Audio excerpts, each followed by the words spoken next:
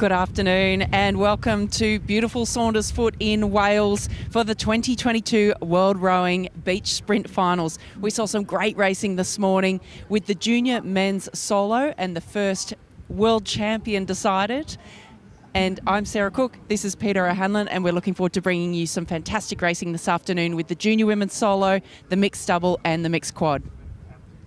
It's been so exciting here in Saundersfoot. The weather's been changing on a dime. Just about every hour we've got different conditions. The wind sweeping through, we've had rain showers come careering through, and that's what the coastal rowers absolutely love, conditions. What we've really loved about the under-19 junior men's solo this morning was just watching the wave, the impact that the wave has, and when the athletes manage to catch that wave, it's like a rocket booster into the finish line. So lots to look forward to. In just a few minutes we'll be getting underway with that first first four quarterfinals for the women's solo, the junior women's solo. And what I love about this format is that we progress from the quarters directly into the semis, directly into the finals, and that's what makes it a power endurance event. So not long until that first race. You can see here the beautiful conditions behind us. The tide has receded all the way out. We've basically got a 300-meter long beach, and they've moved the course all the way down to where the surf is for this afternoon's session of racing. We've got about 3 hours of racing to look forward to as we go through the junior women's solo, the mixed quad and the mixed double.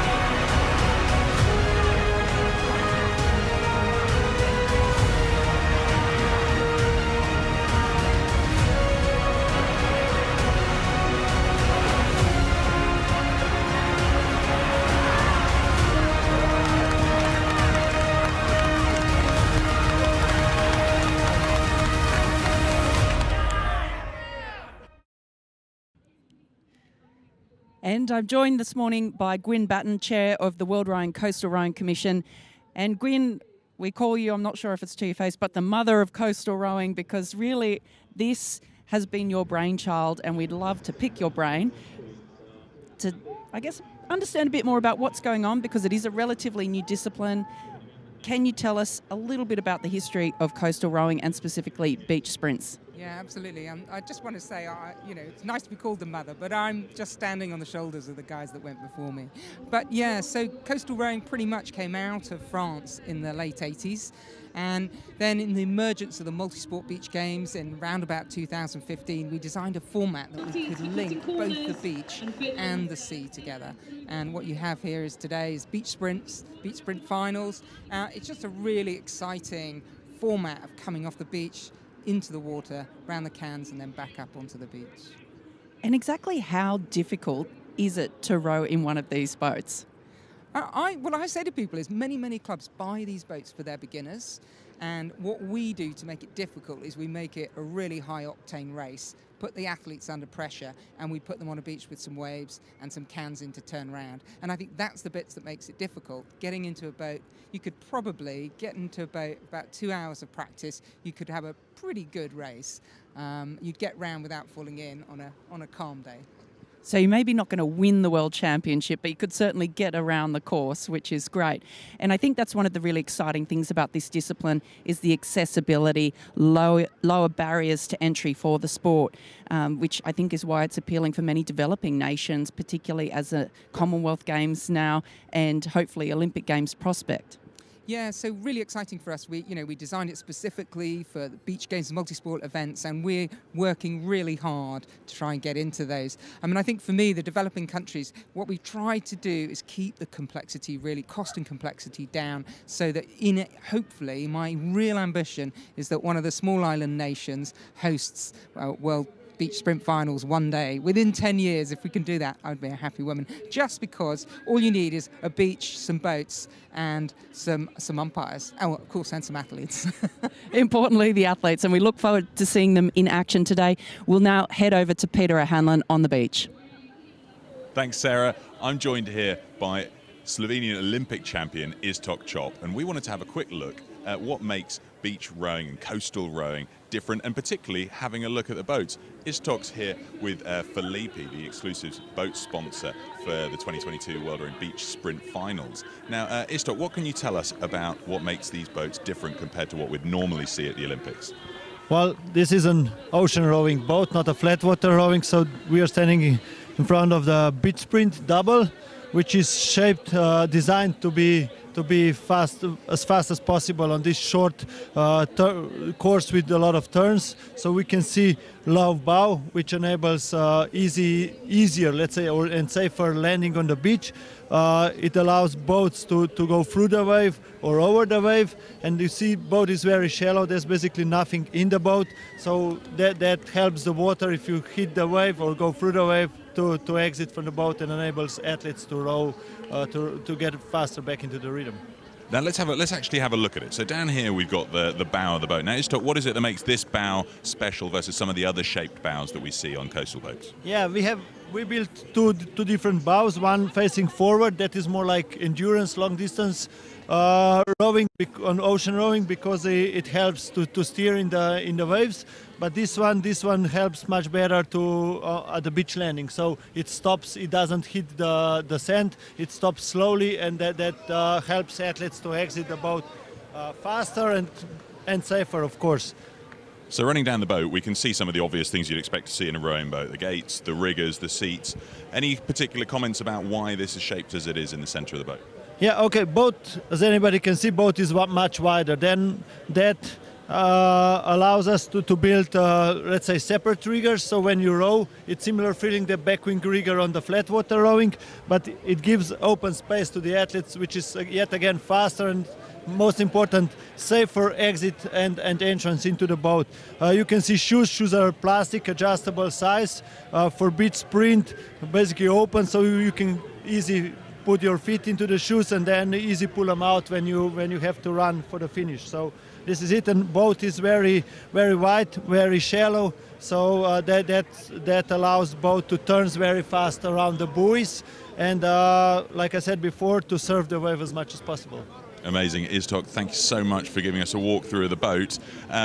This is the boat. Let's have a quick look at the course that it races down. So we can see over here, the key thing about the course is that it's made up of 3 buoys and the beach. So the athletes start up here on the beach, and on the sound of the buzzer, they come running down the beach to the surf, and they launch themselves here next to where the flags are into the boat, and then they'll go careering down the course towards the first buoy. It's a slalom on the way out, 250 meters towards the first buoy, towards the last buoy, sorry. They'll go on the right of the first buoy, left of the second buoy, an anti-clockwise spin around the furthest buoy, and then straight back into the beach. When they come into the beach, they'll then go sprinting up the beach to the finish buzzer, which is in the sand, and that's why we get such amazing and dramatic finishes to these beach sprint races, because they've got to dive to try and hit that buzzer before their opponent, because it's a side-by-side race, a knockout competition. Such exciting stuff, and we're about to get into the first race in just a few moments. So loads to look forward to here at the 2022 World Rowing Beach Sprint Finals.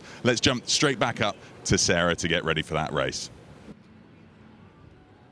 Thanks, Pete. And you can see how different that beachfront looks once the tide has gone out. And we said to you this morning that it would be a very different picture, and it certainly is that. You can see that green buoy, marker buoy there in front of us on shot, sitting on dry land. So a massive tidal range here, about 250 metres of beach frontage now before us here in the commentary box.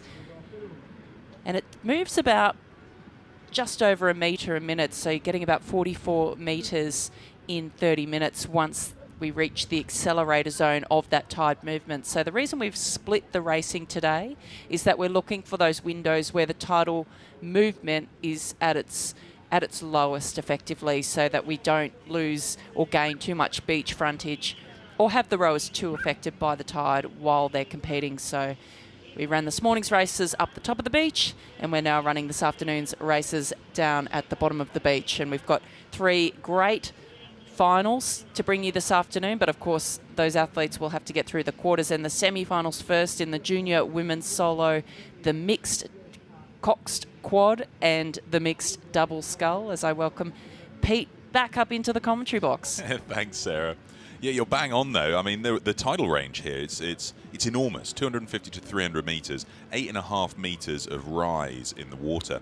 It's the second largest tidal movement in the world on a beach. So if we can do beach sprints on this beach, you can do it anywhere on the planet. So they've worked out the logistics, and it's been running so well so far with all of yesterday's time trials, repêchages, and this morning's repêchages, and now we're into the last 8 for the rest of the weekend. The last 8, of course, means that all of the preliminary rounds are done, so we know the last 8 athletes and boats or crews in each of the boat categories. So that's what we've got to look forward to. We've got the junior women's solo next, then the quad, and then the mixed double, and that means that once they finish their quarters, semis and finals, they're done for the weekend. So we're moving through boat class by boat class to make this power endurance event so exciting to watch.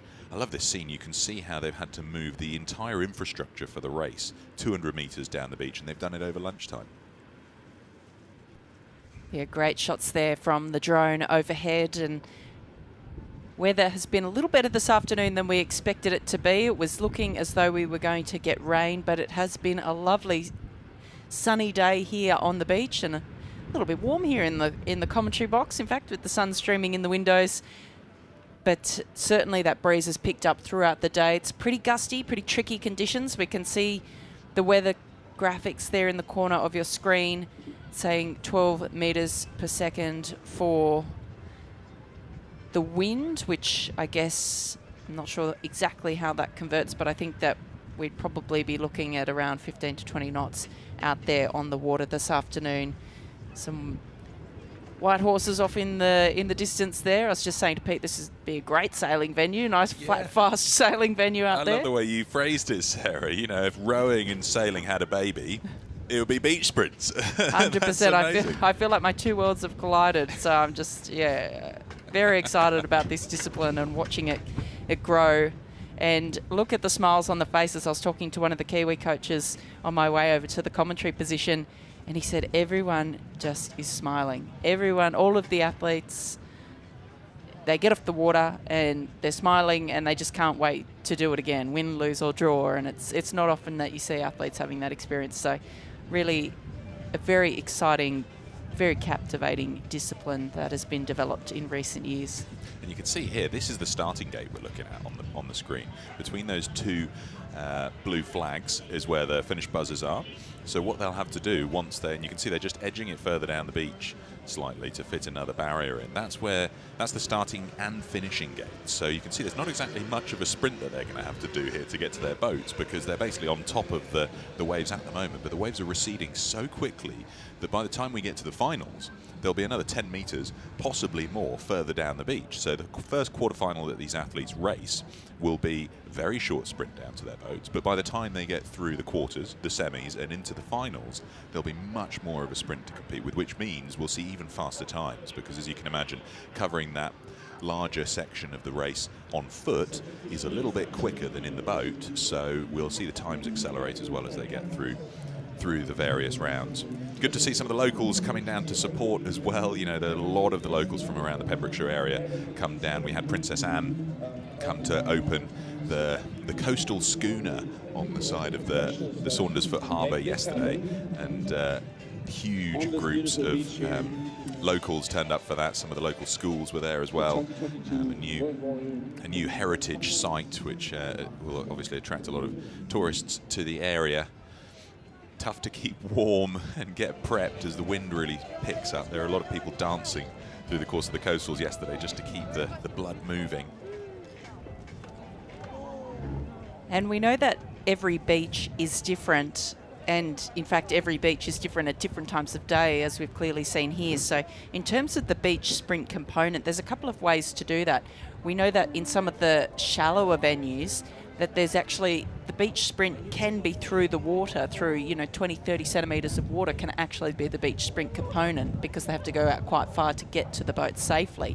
At other beaches where we don't have a lot of runway, we might do an L-shaped sprint, so going around two flags and running, I guess, almost like a right angle from the start turning a corner and then heading down to the beach. So it really just depends on the beach and on the conditions as to how we set up that beach sprint component. And every venue, every beach is different. I've really loved the fact that you can see how beautiful the sand is here. You know, it's easy to run on sand, and we had some great overhead shots earlier. We've had all of the cadets, the local army down. This is Hela Belhaji Mohammed on the left of this picture. She's racing in the first of the quarterfinals for Tunisia. She's the reigning world champion in this event, so she'll be going through her final mental prep. She just saw her friend Mohammed Hafsa win the under-19 men's solo in the previous round. But as I was saying, on the beach, what you can see is there's a channel running down the middle of the beach where they've removed all of the stones, all of the rocks, and that's the cadets and the army have spent hours out there just shifting them to the side to give these guys the pristine sand that you see here to run on, where they won't have any scratches to their hulls or feet as they come sprinting up and down the beach or landing their boats onto the perfectly flat water. But you're right, Sarah, you can see how shallow it is. You've got to have the boat quite a way out because they've got fins underneath them.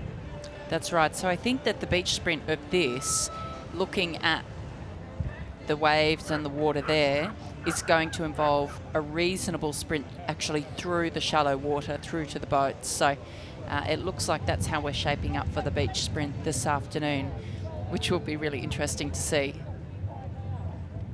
Lots of Americans over here. And I've seen some of the parents wandering around with American flagged cowboy hats. Love to see the spirit that they bring over with them. We'll be looking forward to watching Britt Wadovich in this first race.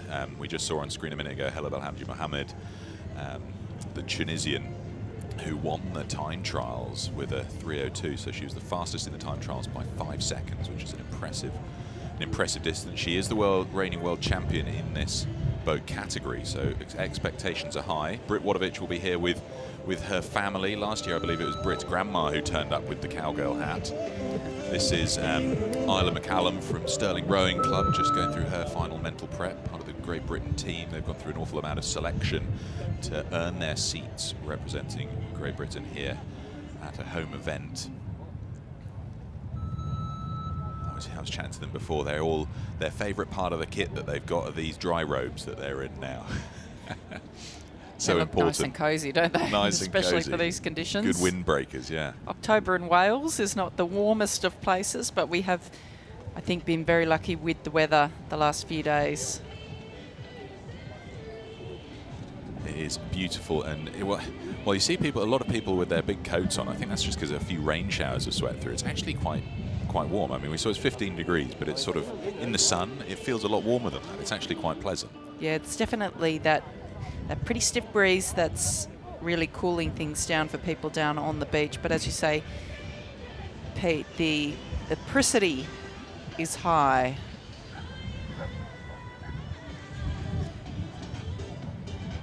So not long until we start this. That's the big board that will hopefully have some interviews with some of these athletes just before they get into their races, hear it from their perspective, what they're thinking about. And it's also worth noting that this event, of course, is a qualifier for the ANOC, the Association of National Olympic Committees, World Beach Games, which are being held at Jimbaran Bay in Bali in August next year.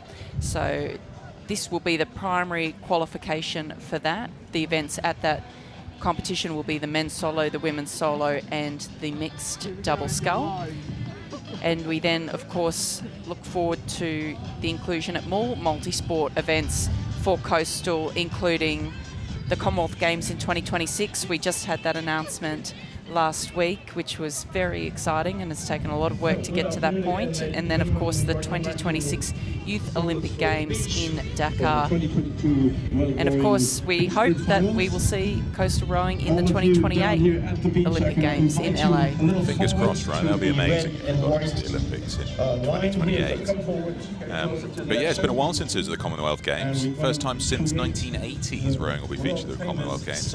And that format will be this, beach sprints. roots. So, you know, rowing was in the Commonwealth Games from 1930 to 1962, and then again in 86. But the 2026 version with the beach sprints will be the first time that it's been included as this format, and yeah, quite a lot to look forward to. And then obviously, as you say, Sarah, with the beach games next year, it's the winner and runner-up of the A finals, the winner and runner-up of the B finals, and then the fastest 2 qualifiers from the quarters. So 6 boats or 6 athletes from each boat category will qualify and earn their places through to race at the World Beach Games next year. And I wonder what the conditions will be like in Bali in August. I think we'll get some pretty spectacular conditions there. We, in Australia, will be hosting the Oceania Championships on the Sunshine Coast in Queensland the week before the ANOC World Beach Games. So it'll be the Australian Championships and the Oceania Championships the week prior. So great time of year in that part of the world. So we look forward to running the next iteration of the Coastal Championships and Beach Sprints down under, and then of course at the Beach Games. Cool, not long to go. I think they're just going through the final prep here, making sure that the course is properly laid out. Back here with Hela Belhaji Mohammed for Tunisia. They've had a great result in the previous round, and knowing that Hela is one of the fastest from the time trials, she beat. She didn't have to go through the repêchages to make it into this series, so she's only had to do the 1 time trial to get to this point, and she's up here racing against Britt Wadovich, who earned her place by beating the Canadian in the repêchage, not by an insignificant margin, 4 seconds in it, which isn't much. You know, 4 seconds means they're both on the beach at the same time, sprinting up the sand.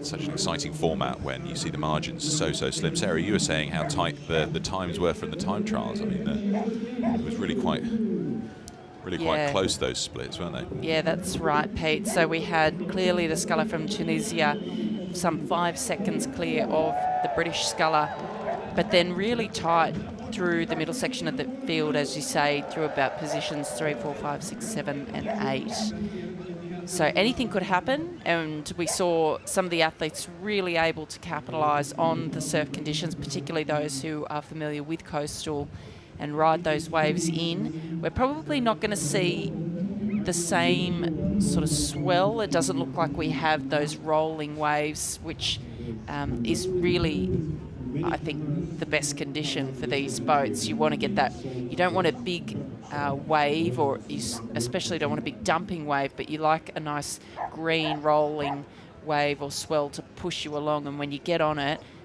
boy, is it like a travelator for the boats. So I don't think we've got quite those same conditions this afternoon. It looks nice and flat out there, so the coastal rowers probably thinking, come on, let's get a bit more swell out there. Yeah, you're bang on. You look out there, and the waves are just, you know, just under a foot compared to this morning, where there were some pretty decent rollers that they were able to, you know, surf their way in on, and it was amazing the difference in pace. You know, they'd earned themselves 2 lengths in the last 100 meters if they managed to catch it right, and that's what won Mohammed Hafsa his junior world title ahead of James Cox from Great Britain, who was just about a length ahead coming to the last 50 meters before the beach landing. You know, all so important, and that's why we see the coastal rowers just urging on more weather. And I mean weather in all senses. You know, the waves, the wind, that's what they train for, and that's what differentiates this from any kind of tractor pull, you know, and just purely on the endurance and stamina. This what makes it such a smart sport is you really have to understand the navigation, the conditions, and play them to your best advantage. And if you haven't trained in them, then you can't spot it. It's really something you can't learn from theory. You've got to spend time out there on the water to really grasp and get the feel for it under the boat. I mean, you really notice it when you've been out in the coastal boat, don't you? The slight pitch when a wave catches your stern, and you know then that you get that feeling that you as you accelerate, it's quite a feeling. For flat water rowers that might not have experienced that, for me, it was, I don't know how you feel about it, Sarah, but you know when you get a flat water boat up to speed and you can hear the bubbles trickling under the hull, and you know you've got it up to a really nice pace, and you feel that great sense about it. When you're in a coastal boat, and you catch a wave, you get that same sort of feeling. Something is moving really, really nicely, and that just takes time. Yeah, that's right, Pete. And we can see there the sculler from Tunisia, the world champion. She's getting ready. We're less than a minute away from the race now. We've had a little delay for those of you who have joined the broadcast and are waiting to watch these races start. We are moments away from the first quarterfinal this afternoon in the junior women's solo. Well, they'll be getting themselves up towards that starting gate area. You can see either side, the two blue flags, one on the left and one on the right. That's for when they're on the return leg. They, unless anything's changed, they'll be running straight down to their boats. Not yet in the water. We'll hear the umpire tell them to get it down there. But Hela Haji Mohammed, the reigning world champion, she was also World Rowing's March 2020 Rower of the Month. So she's certainly getting herself recognised on the global stage for her talent in beach sprint racing. There's Britt on the right of this picture, Britt Watovich, and Hela Haji Mohammed on the left. Britt only started coastal rowing 3 years ago, and now she's here representing the USA for the second time, because we saw her compete last year in Oeiras in Portugal at the 2021 World Row Beach Sprint Finals. And we're 1 minute now from the start, and the boats have been called down to the water with the boat handlers. And for those of you who are new to coastal rowing, the boat handler is a really important role in these teams. Every crew must supply at least one, if not two, boat handlers for their boats. And the boat handler not only looks after the boat in the water and helps the athlete get into the boat, but they can also give them a bit of a push off, and they help steer them, importantly, through the course. See the umpire at the top left of this picture. They're speaking to the microphone, raise the flag. Tunisia. Attention. Go.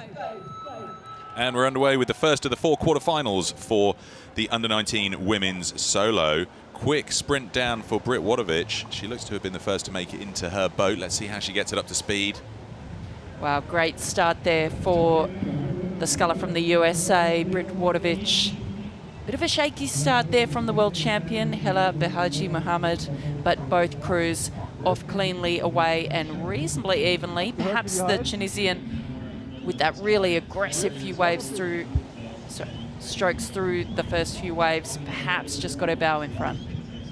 Yeah, let's see. Bel Haji Mohammed out in front now. Looks to be 2 to 3 lengths up. Already past the first of the slalom boys. So certainly setting out this year as she did in the time trial and as she did in the races last year, where she earned herself the world title for the junior women's solo. And Pete, these conditions are really tough. So they've got a very strong crosswind, which makes it incredibly difficult, particularly to lay that top mark, the turning point. So you can see here the boat handlers really flagging over to the scullers to head to their bow side, because they've got to now come around and have that mark on their stroke side, come around the top of it, and then they can take a straight line back. They don't have to do the slalom on the way back down through the course. But these conditions, really hard. You can see how hard Mohammed is working there just to lay that mark. Look at the lines in the waves. That's a beautiful overhead shot. You can just see how it's completely perpendicular to their direction, the wind direction here. It's a great turn for Bel Haji Mohammed. It looks like Britt Watovich has just overshot that turning point slightly. That could well cost her, but with a fast sprint back in, you never know. That's what's amazing about beach sprint rowing. If she catches a wave and Bel Haji Mohammed misses one, that could be the distinction between progressing to the semis and not. But that mark grounding there from Bel Haji Mohammed, I mean, that was just textbook. She was turned on a dime there at the top of the course. But you can see how tricky these conditions are. That's really difficult water that she's going through there. And you can see she hits a pencil mark coming back, how much those boats are getting pushed around out there in the water. It is going to feel like a washing machine out there for them. She lost all her boat speed as soon as she clipped it. You know, she's now going into a slight cross headwind. and it just lost her all the boat speed. And it is like, you know, doing a massive deadlift, trying to do the first stroke with a stalled boat to get it back up to speed. She's obviously been training off the coast of Tunisia for years. Brit spent 11 years living in a, as long as the rigger hits it, you can see if you get it with the rigger, it goes under and it doesn't hamper your blade movement too badly. But yeah, Brit lived in a Chesapeake-style lighthouse for 11 years, so she's no stranger to the coast and what the conditions can be like. I think this might be a bit too much of a margin for her to close in on, though, as they come up to the beach. Yeah, you can see there really isn't that rolling swell. There's a little bit of wave action, but it's pretty messy, it's pretty choppy, so I don't think we're going to see, probably, if these conditions remain, athletes able to catch them in. Good exit, just checking where the flag is. She landed that pretty much perfectly. She's looking for the finish line. She was right by her flag. They couldn't quite see where the 3:26. So that's the benchmark now as we get into these quarterfinals.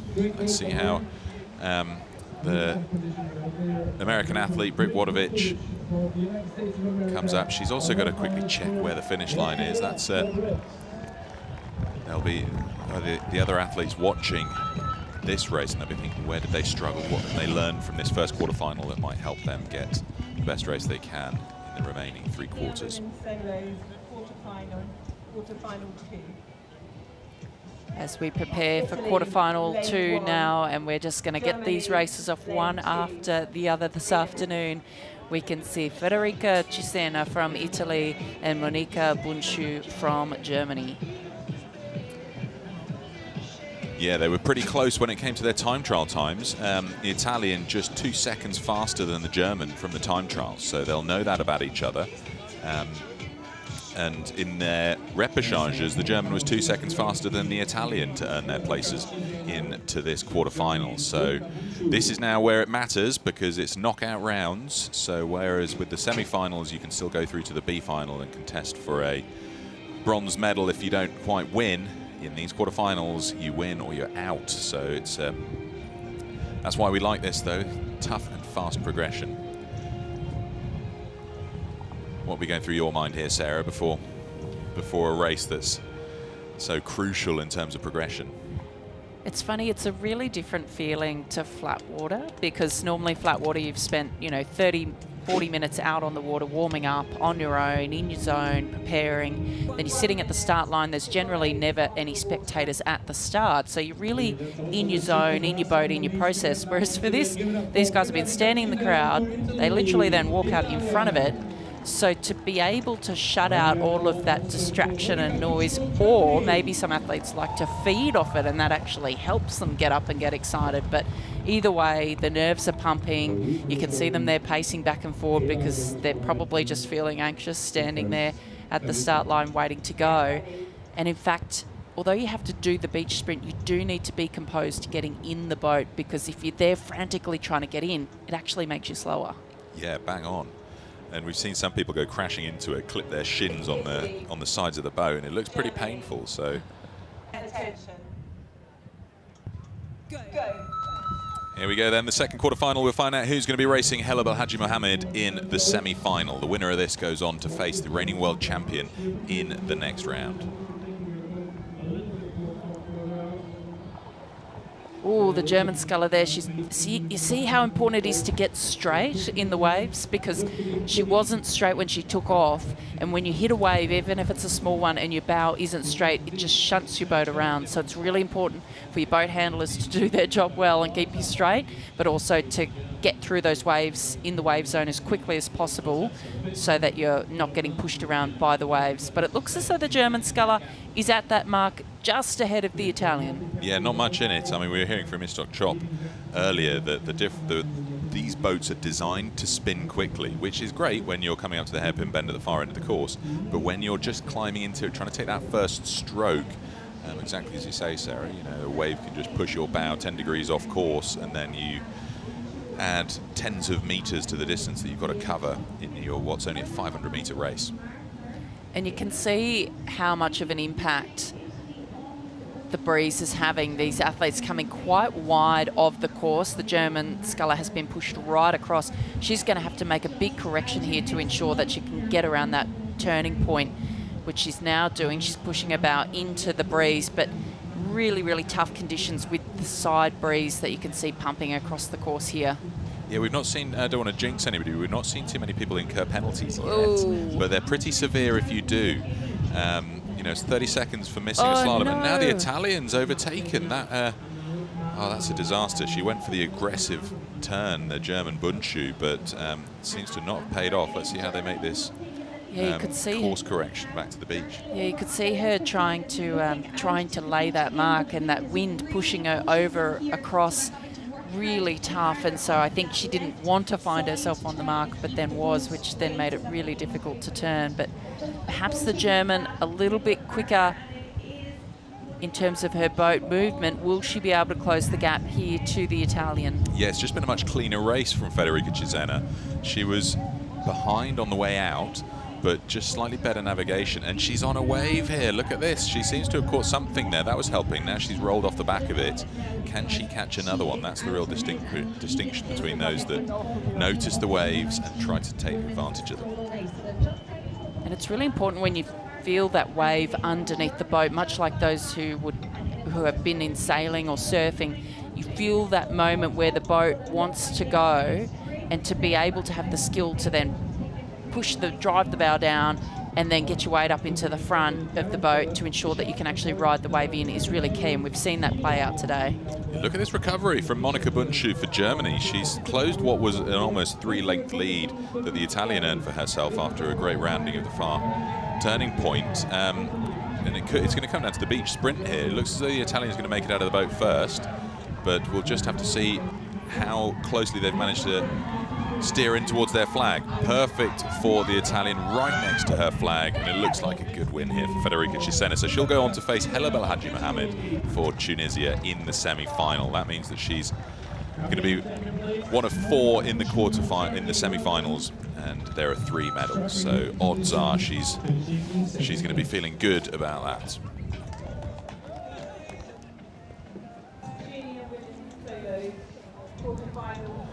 They're going to be sending these races off in quick order, and we now move to the other side of the bracket where we'll see Isla McCallum from Stirling Rowing Club Great Britain face off against Matilda Pereira from Portugal. It's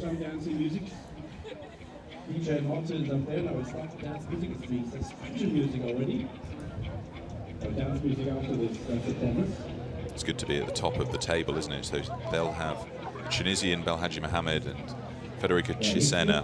They'll have the longest rest before they come around to their semi-final, because the rest opportunity just gets shorter and shorter as we progress through the quarters to the semis to the finals. I wonder if Cesena didn't expect that to happen, because she was yelling all the way up through her beach sprint, and I think she was yelling from excitement was how it looked. So she's thrilled to make it through and have a shot at a medal in the next rounds.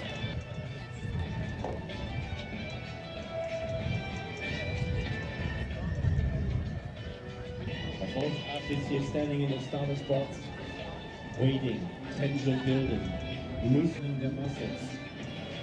All right, so next up we've got Isla McCallum and Matilda Pereira. Isla McCallum on the right, Pereira on the left. The Brit athlete on the right was the second fastest from the time trials, and we've got Matilda Pereira for Portugal, who was 7th. The Portuguese athlete progressed through the repêchages, beating the Dutch athlete by a good 30 seconds to take a place through to these quarterfinals. So we're moving on to this side of the bracket now. The winner of this race will go on to face Maxence Dupuis and Paula-Gianna Pacino-Cano of Spain, which would be the 4th of the 4 quarterfinals that we'll look forward to about 5 minutes after this quarterfinal has taken place. So we know now that the Tunisian and the Italian are on the first semi-final. Find out now who's progressing from this race into the second of the semis. Great Britain, Portugal. Isla McCallum of Great Britain, Matilda Pereira of Portugal in quarter 3 of the junior women's solo. See how they handle this boat entry. So many different techniques for doing it. Seat on first. That's the first time I've seen that. Most people have been stepping into the boat and then looking for the seat and then putting their feet in. But bum down first is often the safest thing, to make sure you get on that seat. We've seen some people lose their entire race when they lose the seat, and that's a good 10 seconds recovery. Yeah, that was a great start there from Pereira of Portugal. She's got perhaps a length clear lead. She's going to get to this first slalom marker, but she's stopped there. I'm not sure what's happened. Not sure what happened there, but a little stop from the Portuguese sculler. She's still through the first slalom marker. The British sculler hits the mark, but her hull is on the right side, so there'll be no penalty there. Yeah, it's so tricky to determine whether you want to go for the really aggressive approach to these slalom boys, try and clatter them down with your rigger and see them go underneath your rigger. But of course, if you judge that ever so slightly wrong, then it'll hit your blade, and that could see you tip in. Pereira looks to be steering a good, clean course here, taking the boys slightly wider than McCallum, who's taking the more aggressive line down the course. Looks to be pretty level. There's not much in it. It's perhaps less than a length as they come up towards the final turning point. Yeah, that's some good steering there, some good boat handling from McCallum, and in fact she's made up a little bit of distance here, and it's going to be really interesting to see how these scullers get around these top marks, where we've seen a few issues unfold for some of the athletes trying to get around that mark. These are such tricky conditions, and you can see the Portuguese sculler, she's even gone the reverse blade with the turn, so a brave move there, but a little bit unsettled. It's really tough conditions out there at the moment. The wind really strong, about 15 to 20 knots of breeze it looks like they've got now, so really, really difficult to try and lay that top mark and get around. You can see Isla McCallum's taken advantage of that. We didn't see her turn, but she's now looks to have taken the lead from Pereira as we come on the return leg here. She's certainly made the spin well, because now she'll be looking for her boat handlers to make sure that she steers the straightest course back in and isn't pushed too far over by what is now a cross headwind that'll be looking to try and push her away from her flag. Yeah, we had a great shot there of the boat handler, and the British handlers wearing those fluoro long sleeves, which is a really good shout, because with all of the activity on the beach, to be able to see exactly where you're headed is really helpful. But those boat handlers are a really key member of the team, and the only other people aside from the rowers allowed in the field of play. Less than 100 meters now until we make this beach landing, so just passing the first of the slalom boys for Isla McCallum. So that means she's got 3 to 4 lengths up on Pereira, who's just passing that first slalom boy now. So it'll be all about a clean dismount, and we'll have to see, hopefully we'll see a shot in a second which shows her proximity to her flag and how far she's got to run to make her way up to the finishing buzzer. It looked pretty clean, and I don't see her boat handlers gesticulating too much that she's off course. Great shot here. You can see that McCallum on the right of this picture is going to come in about 5 meters away from her flag. Perfect exit. So this is going to see Isla McCallum for Great Britain to progress through to the semi-finals. She can see that she's on the beach at the same time as Pereira. But that's the win for Isla McCallum from Stirling Rowing Club, Great Britain. She'll progress through to the semi-finals. And a great race and a great performance from Matilda Pereira, progressing through the time trials, the repêchages. But that's the end of competition for her. We'll see McCallum go on to face either Maxence Dupuis or Pacino Cano for Spain in the next round.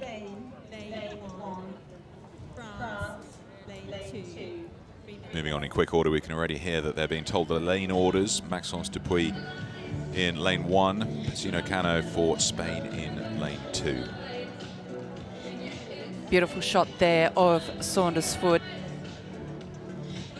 Challenging see Amroth conditions at the top of the picture. It's nice to be able to see across the bay. It is. When the weather comes in, you can barely see the course, but it's beautiful, beautiful sunny weather and clear skies right now.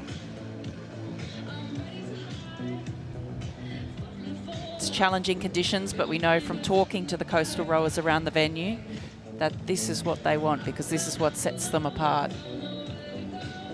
The more weather, the better. And I have found it fascinating to see that those that have clearly trained in these conditions more will go for that more aggressive line, because they've built a bit more confidence. They're a little bit more sure of themselves when it comes to trying to go for one of the slalom boys and hit it with the rigger, versus though they're a little bit less confident and try to take a clean, wide route around it so that their blade doesn't come anywhere near the boy. But of course, you take that aggressive line and you just get it ever so slightly wrong, and it can be race ending. There are all those cadets I mentioned earlier. They've been clearing the beach of rocks, so we've got this beautiful pristine sand They've been out just about every day with their wheelbarrows moving rocks to the side, and that's why when we see the overhead shots we can see a beautiful strip of clean sand and beach all the way down, no matter where the tide is.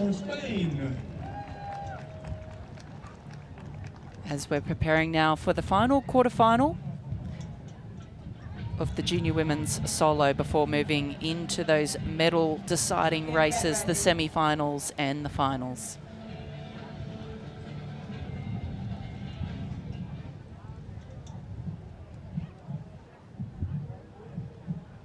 Spain, France, attention,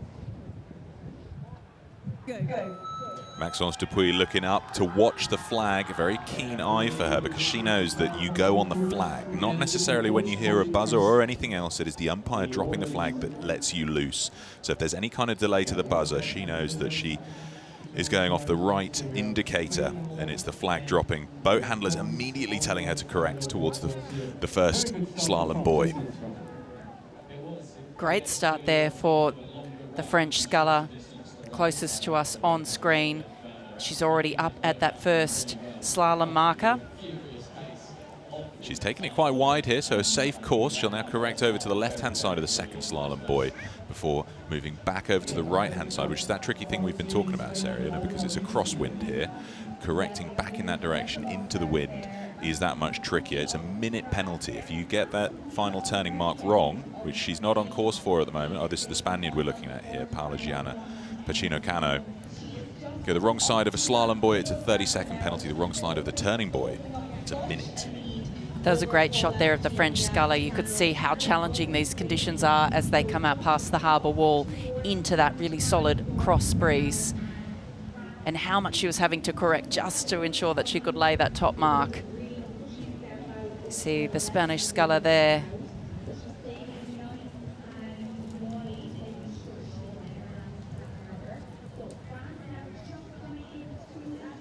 And Dupuis has given it a wide berth. She's taken a safe route coming around the marks, which I think is a really good call given how tricky those conditions are and how much people have been struggling to just give those marks a bit of space. I think is a good move with those tricky conditions. Some low ratings here. We were talking earlier about how many of those that have been training for coastals are looking to get their rating up over 45 strokes a minute here. They're down at 34, so I wonder whether that's because of the conditions. They're looking for longer, more powerful strokes rather than trying to get their rating high, because you get your stroke ever so slightly wrong and that just pivots the boat on a dime and then you lose distance so quickly. Maxence Dupuis' lead has been eroded here. I think a bit of a resurgence from the Spaniard Pacino Cano coming into the last 100 or so meters before the beach. We'll see how they handle this dismount. I don't see any discernible waves for them to come cruising in on. Yeah, I think as we're getting to that low tide, we're really not seeing that rolling impact of the waves this afternoon like we did this morning. A lot of effort going in there, and you can just see the wind buffeting them from the side. It's a good clean course from Maxence Dupuis. I think we're pretty clear on who's going to be progressing to face Isla McCallum in that second semi-final. So tough because you don't know when to leap out because the water's so shallow here. You could wait another second or two, or you try to leap out when it's a bit deeper and just go for it running through the deeper water.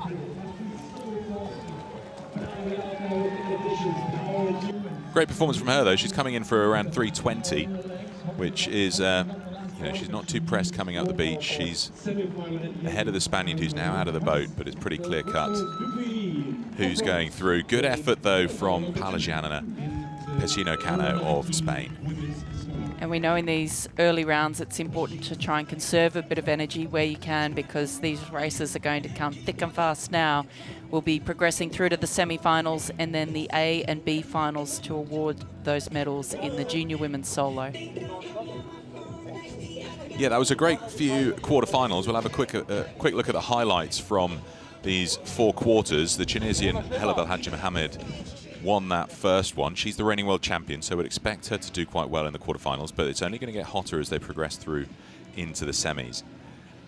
Maxence Dupuis will face Isla McCallum from Great Britain in that second semi-final, the loser of which goes through to the B-final and races in the immediately next race, which is so tough when it comes to the fatigue that you've built up, having already done a quarter and a semi, to then immediately go into your B-final to try and contest the bronze. But that's what makes it a lovely power endurance sport, isn't it? I mean, it's all about that, handling the immense amount of fatigue from, well, essentially 3 500-meter sprints. And I think that's where we see lovely consistency across the disciplines, whether it's indoor rowing, whether it's coastal, whether it's classic rowing, that you still have that strength endurance across all of the disciplines. So even though it's only a 500-meter race, you're required to do it again and again and again. As we go to Sebastian down on the beach now to speak to Cesena just from won the Italy. quarterfinal, now it's into the semi. How do you feel? I'm so happy and excited for the race. You still have some power left? Yes.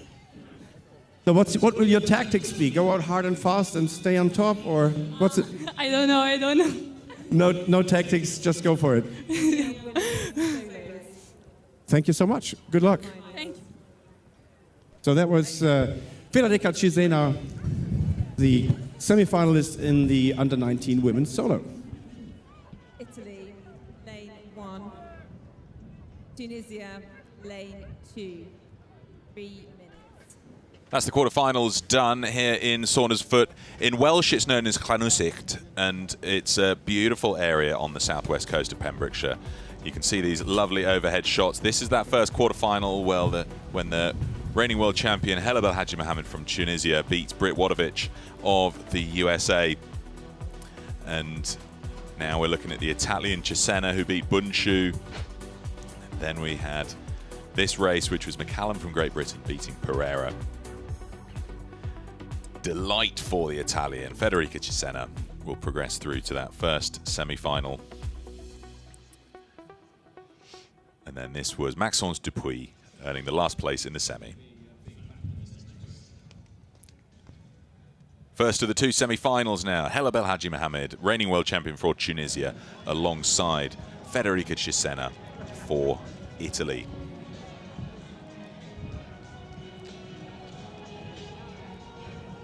Both of these scullers having great races, but I think all eyes on the world champion from Tunisia, Hela Belhaji Mohammed. Can she do it again, Pete? Can she do it again? I mean, the expectation is high. Can you imagine if Tunisia went home with the two? I'm not going to say it. I'm not going to say it. Commentators' curse is a real thing. I'm not saying it. We'll see what happens. But the program in Tunisia has just been going from strength to strength with those breakthrough results last year. Real investment and commitment to that program, and it's fantastic to see as we await the start here.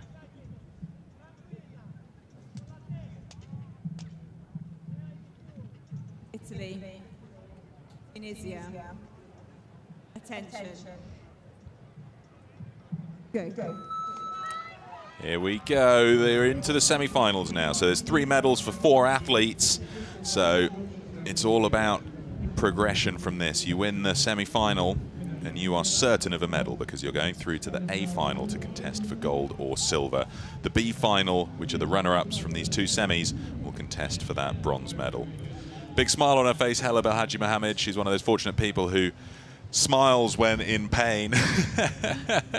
Putting in all that effort, and she's had a rocketing start. Wow. Yeah, look at this. Absolutely blisteringly quick. That, I think, is the fastest start I've seen, period. Well, we're seeing why she's the world champion, aren't we, Pete? She would have come in here with a fair degree of confidence after claiming that title last year, but also knowing that this course gets progressively more difficult through the race, so maybe wanting to just get herself into a good position so she can relax and maybe not be under such pressure at crucial moments of the course. And I tell you what, last year was a scary moment. In one, I think it was a semi-final, she had a real boat tumbler on her landing and she had concussion. So she had to be taken off for a head injury assessment, and she still made it back and won the title, but she was wandering around covered in bandages and she looked like she'd been through the wars. Well, fingers crossed she has nothing like that to contend with, but she still came away with the World Championship title, and pressure will only continue to rise because now She is the reigning world champion, and look at this for a turn. Wow. Aggressive, perfectly distanced from the buoy. Let's see how she lines herself back up. Oh, she's done a fantastic job, Pete. Amazing. That was amazing, and that's exactly how you want to do it. Giving, I think, that top mark in these conditions a lot of room, because that side chop pushing you makes it really, really tricky. Here we go. You can see she's pointing her bow into the wind more, because she looks as though she's gonna come up on the upwind side of that of the second slalom buoy. It doesn't make a difference. You can come back on any line on the route back in, but she's clearly compensating. Oh, a missed stroke there. Is that going to upset things? She's clearly compensating quite heavily for the fact that there's this quite severe crosswind now. It looks like her lead might have diminished a little bit here, though, even though she had a great rounding of that final turning mark. What looked to be 4 or 5 lengths seems to be less now in the distance between the Tunisian and the Italian. I can't see anything changing now, though. No, it looks like the Tunisian sculler, Hela Belhadji Mohamed, is going to take this first semi-final of the junior women's solo and put herself in. Oh, she's on a wave there. Look at that. You can see the bow lift up as she's coming down towards the beach. Caught a nice little wave there. We're not seeing the nice big rollers that we had this morning, but little wave to give her just a little pop into the beach as she will jump out in a great position. Perfectly navigated. She's landed directly in front of her flag. This is why she's the reigning world champion. She's going to leave with at least a silver medal here today on day 2 of the 2022 World Rowing Beach Sprint Finals. An amazing performance from Federica Cesena. We'll see her race again, because she'll go through to the B final.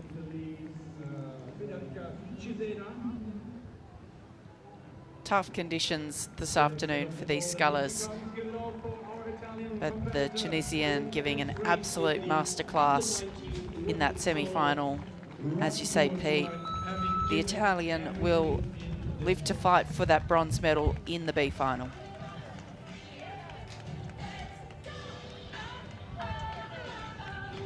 I love this. We get down to the sharper end of competition, the pointier end, and we're now going to find out in just a few moments when we look to see Isla McCallum for Sterling Rowing Club Great Britain face Maxence Dupuis of France, and then we'll know who's facing our reigning world champion, this Tunisian here, Hela Belhadji Mohamed, who's at least silver medalist. Cesena, I think, being told that she's done a great job by her friends and family. She's got another opportunity to win a medal. She can go through and get that bronze in the B final now.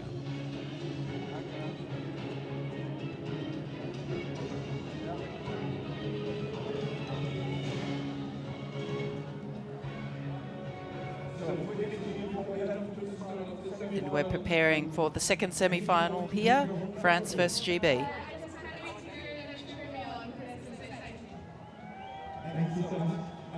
What's your aim in the next race? Any special tactics you're aiming for? How rough is the wind out there? Thanks very much. Good luck in the race. Now we go to the team. Okay. My friends at home don't do that, so good luck for your chance. Okay.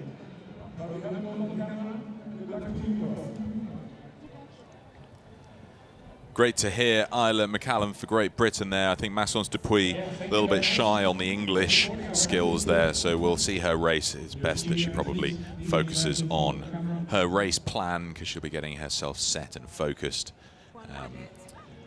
to see what she can do alongside Isla McCallum. These two are only separated by 4 seconds in their time trial. Neither of them had to go through the repêchages to get their places here in these quarterfinals. So they followed the form book in that sense, having beaten Pereira and Pessino Cano to get into this second semi-final now for the junior women's solo. As we see the boat handlers popping the solos onto the water now. Really important to hold these boats straight in the waves. Great Britain, France, Attention. Go. Here we go. Quicker for Maxence Dupuis, I think. She was just a little bit more alert to the flag. See how they handle their entry.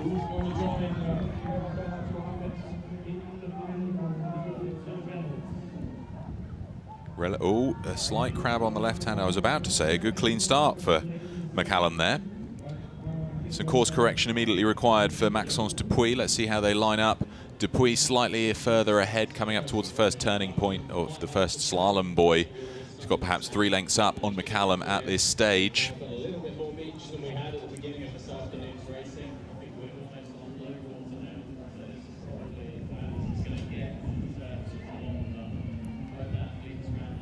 Maxence Dupuis up there at 35 strokes a minute. We've got McCallum going for it at 37. British athletes looking to keep that high rate of striking. I was chatting to Jerry Owen the other day, and we'll see him racing in a moment in the mixed quads. And he was the one saying that they really are gunning for some high rates of striking to really punch the blades through the water and try and max out that boat speed. Dupuis now up at 37. It's tricky in this wind to make sure that that they're handling the crosswind conditions and the wave that is quite messy, isn't it? You can see that the crosswind just makes it quite dirty. As both scullers are coming up to that turning mark at the same time, who is going to get the better of this turn? In fact, they're turning almost in complete unison here. It's all going to come down to this run into the beach. Perhaps Dupuis just getting away from that red mark first. Her lead closed down quite a lot, though, didn't it, through that 200 metres from the beach up to the turning mark. Isla McCallum clearly with some good boat speed. She looks to be pulling away here. Great overhead shot from our drone. We can see them coming up to the second slalom buoy. It looks as though McCallum's out in front. He looks like a third slalom buoy in his fluoro yellow outfit there, the British boat handler. Oh, no. That's exactly the issue you don't want to have passing these slalom buoys. And that's where being aggressive and trying to go too close versus keeping wide of them, that's lost a couple of lengths at least. Yeah, unfortunate there for the early race leader, Maxence Dupuis. Really coming unstuck by hitting that pencil marker, as you've been saying, Pete. You're wanting that to either go under the rigger, or I think in these really tricky conditions, just giving the marks as much distance as you can. I think that's the thing. On your return leg, you've no need to go near them whatsoever, and you just steer clear. And on the way out, if you're brave enough, try and knock them down with your rigger, but you definitely don't want to be hitting them like that on the return leg. That could well be what costs Maxence Dupuis a place in the A final and certainty of a medal at this stage. Winner of this, as I said, goes on to face Hela Belhaji Mohammed of Tunisia, and the loser of this semi-final will go on to face Federica Cesena to battle it out for the bronze. Looking pretty clear-cut here. Isla McCallum for Stirling Rowing Club Great Britain is going to take the win and go on to the A final.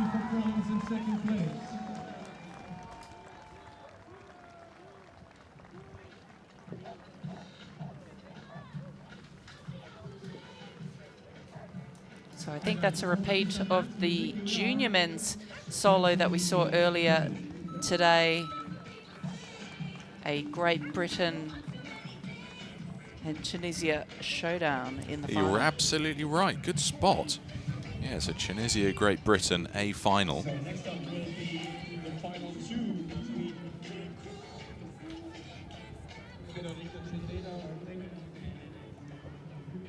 So we'll be with that in a few moments.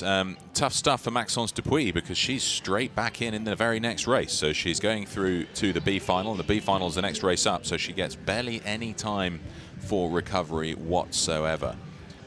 That's what makes this sport so exciting and such a power endurance event, because it's an absolute sprint when you're racing, but you're going to do sprints pretty much back to back. All of the racing for this boat category happens within an hour, so there's no time separating it whatsoever. So it looks like one of the quads, perhaps they're warming up. We're going to see the mixed quads and the mixed doubles up a bit later this afternoon after we finish the junior women's solo. 4 medals being awarded at the ceremony after racing this evening at about 5:35 p.m. local time. So we'll be handing out all 4 of the medals for today at that ceremony later on. Just looking at the weather, we were expecting it to be raining most of this afternoon, but we've managed to entirely swerve that, which is a delight. Just checking the forecast, we're not expecting any rain whatsoever, just this consistent wind for the rest of the afternoon. So that's a delight for all of these spectators we see on the screen here, who come down to support their friends and family racing, and indeed the local fans from around the Saundersfoot area. Absolutely stunning stuff out here for the second day of the beach sprint finals.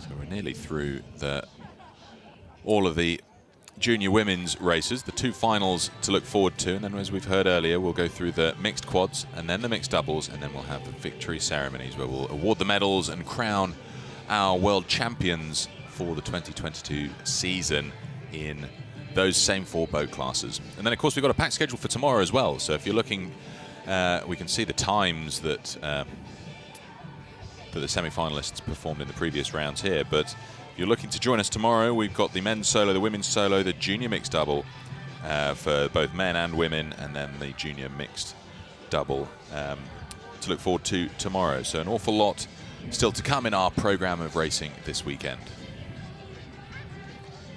And we're looking forward to a great B final coming up. Italy and France. Maxence Dupuis from France. We see some thumbs up there from some... Come to beach sprints. They didn't quite know they were live. How funny is that? Yeah, you can see here that's going to be the French mixed quad just going through their final warm-up prep. So we're going to have a type B final here for the bronze medal.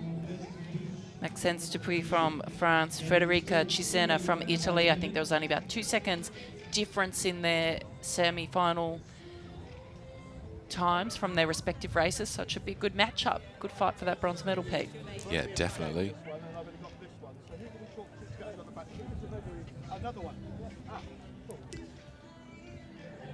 Yeah, there's nothing in it in their time trial, was there? And then just 1 second separating the Italian from a place directly through to the quarters.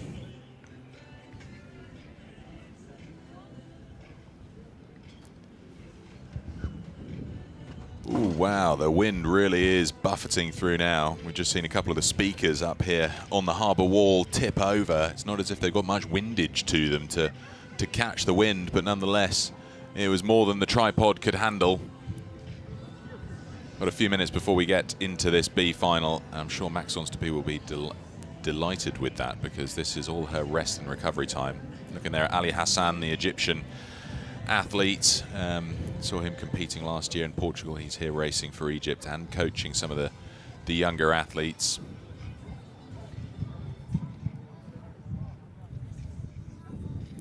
Hella's got her coat on, trying to keep warm, keep the legs fresh, squeeze out any of the lactate that might still be lingering around from her semi-final. Italy, lane 1. Some really punchy gusts coming through. These conditions certainly getting trickier from a wind perspective. Thought our little commentary box was going to blow over them, Pete. Yeah, if we go silent for any reason, folks, send help. We'll be at the bottom of the harbour wall.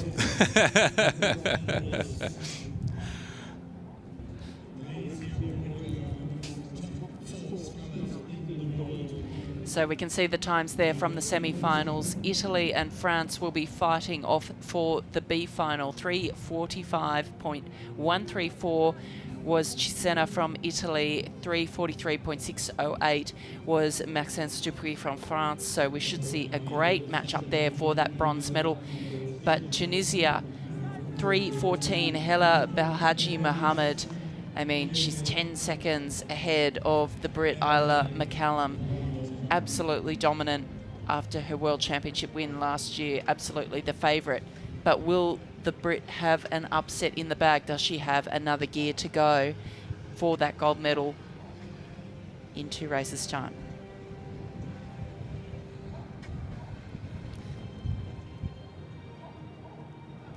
Last few moments before we see them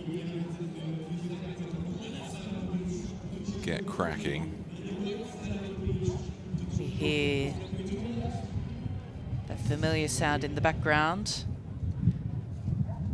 No iron thrown, but a bronze medal up for grabs this afternoon.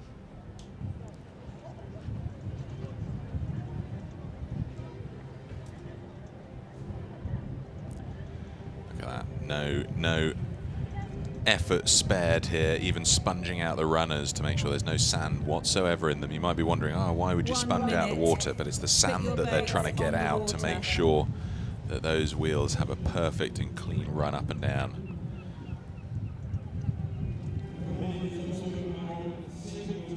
These boats, the Solo's weighing in at just over 30 kilos, so not too much effort for 2 people to carry down to the water's edge. But as we go up through the boat classes, the doubles in are at 60 kilos and the quads 135 kilos. And their awkward shapes mean that they're certainly the quads. You're talking 5 or 6 people to carry those down to the water's edge. So you need an army of boat handlers to make sure that things run smoothly.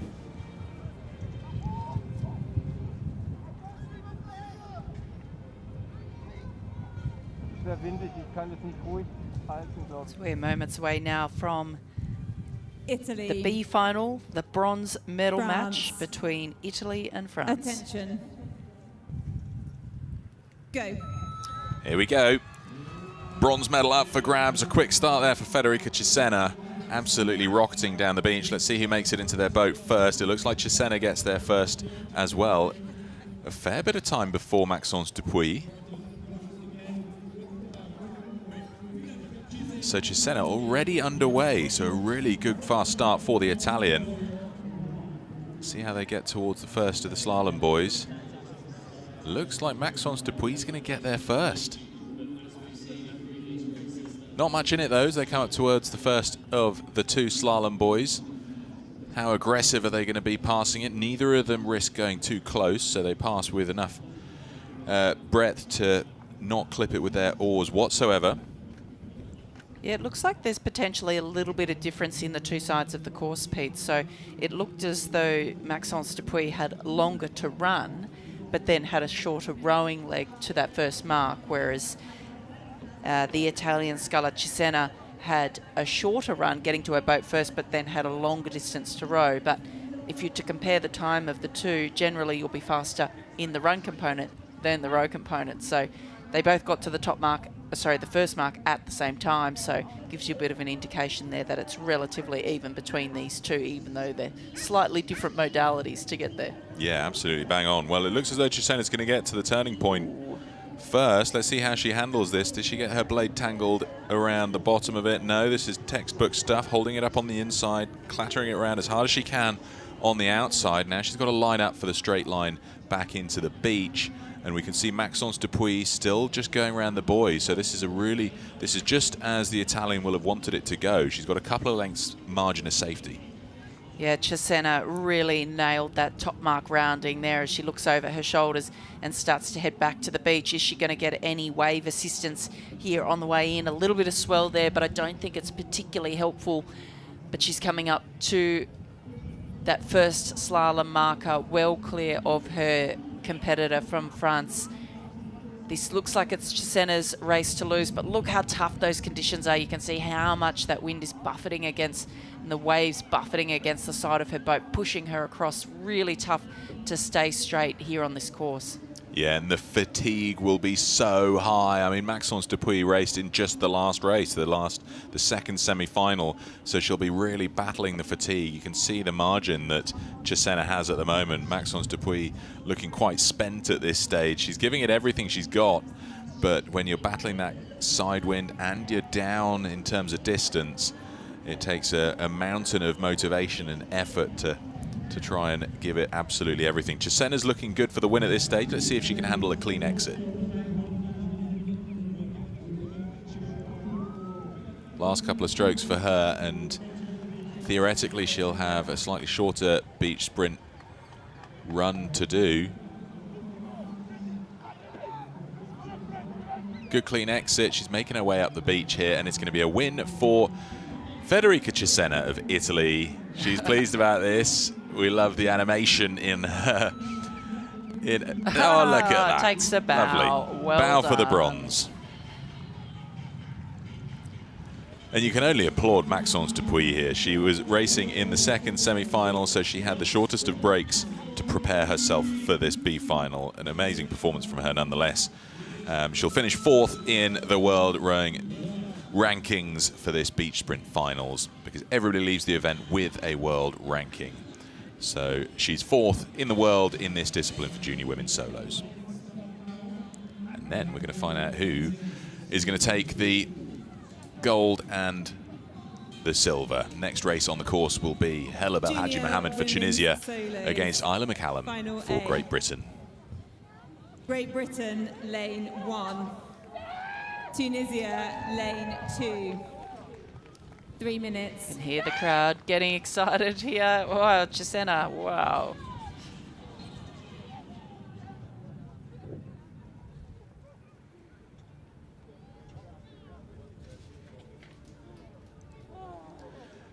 Clear delight from the Italians there. She's leaving here with some metalware and a bronze medal. She looked a little bit disappointed after her semi-final, but she's going home with something. She's got the bronze, and friends and family clearly proud and eager to share in her success and that amazing achievement for the young Italian.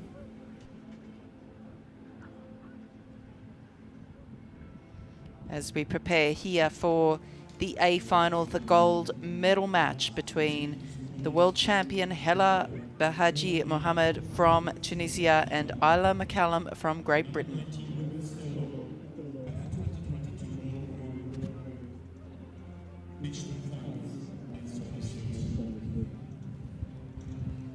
The race favourite, Belhaji Mohammed from Tunisia. She was almost 10 seconds faster in her semi-final than the time of McCallum from Great Britain. Such close margins of error though, isn't it? I mean, you just get one slight thing wrong and it's not little margins that are thrown at you. It's 30-second penalties or 1 minute penalties, or you can lose 3 or 4 lengths just getting your oar tangled up in one of the slalom buoys. Tricky stuff, but Belhaji Mohammed clearly putting a lot of effort into keeping limber, keeping warm between the races. The last thing you want is to seize up as you get towards the fine end of competition.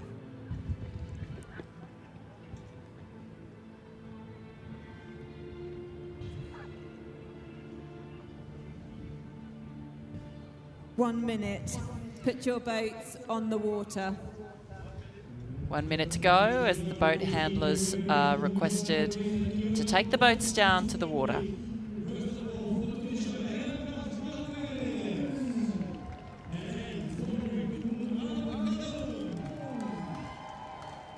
A lot of support for the British athlete here, as you'd expect, being on British waters here in the southwest coast of Wales in Pembrokeshire. Picturesque scenes here in Saundersfoot, looking out over the bay area. We can see Amroth in the distance and Gower just a little bit slightly further round. Great Britain, Tunisia. Attention. Go. There we have it. We're underway with the A final, the gold medal final here. Look how quick Belhaji Mohammed is. She must be a sprinter in her spare time. Like an absolute rocket down to her boat. See how McCallum handles the entry. Calm, considered, not being fazed by the pressure of this A final. That was incredibly fast down the beach there for the Tunisian, and she gets a little wave but punches through. Excellent boat handling as she comes up to this first marker, of course passing on the correct side of that, and she's already really looking very commanding at this early stage She's of the race. running away with it. It's an amazing performance from her. I mean, we saw this last year in Portugal, but she's only gotten quicker. I mean, how and where did she find those few seconds that earn yourself a 3 to 4 length lead already, just coming up towards the second slalom buoy? The tricky thing will be is we've seen Isla McCallum's boat speed. She's got great and fast boat speed, and that's what closed down the margin in the semi-final where she beat Maxence Dupuis. So we could see a resurgence from her on the way back, but I just don't know at this stage. I mean, this is such a big lead already from the Tunisian.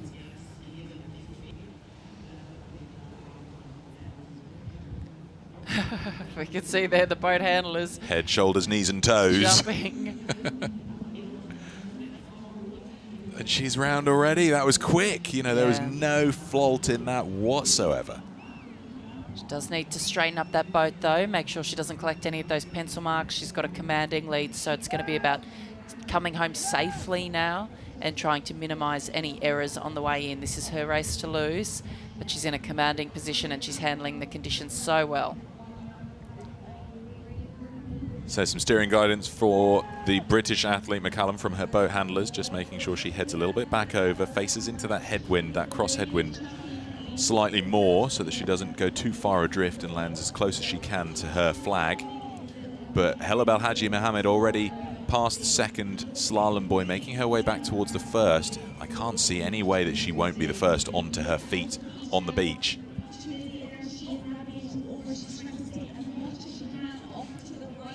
An impressive performance from her. She had, as I mentioned earlier, a bit of a concussion after a tricky... Yeah, that nearly cost her, didn't it? She had a bit of a concussion after a tricky landing last year. I can't see the waves being so tough that they'd cause any issue for her in this landing. She's just on the slight crest of a little popple there. I won't call it a wave. But it looks like it's going to be a good win here for Hela Belhaji Mohammed of Tunisia. Let's see her handle this exit. You can see her boat handlers going absolutely wild. It's basically a victory run-in up the beach now, isn't it? She's trying to check, where's my flag? I think she's saying to them, grab my boat, grab my boat. The boat handlers aren't interested in the boat boat at handlers all. aren't with the boat. They're running up the beach with her. Look at this. She's absolutely chuffed. Tunisia, gold in the junior men's solo, gold in the junior women's solo. And here comes Isla McCallum. She'll take the silver. An impressive performance from her. What a race. I mean, this is just stunning stuff. I cannot believe how quick Belhaji Mohammed was getting into that boat and moving up so quickly to such a big lead at such an early stage. Delight there for the two-time world champion Hela Belhaji Mohammed from Tunisia.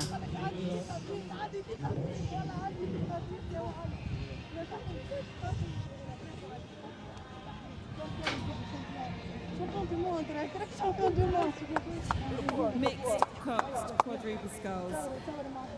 Wonderful scenes there. The world Quarterfinal. champion now arms out as we see a replay there as she comes up France. to take the win in the junior women's solo.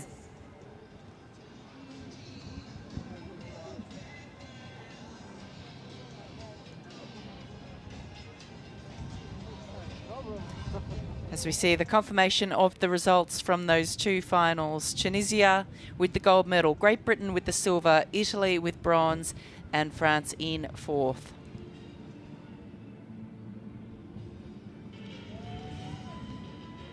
Absolute dominance from this sculler.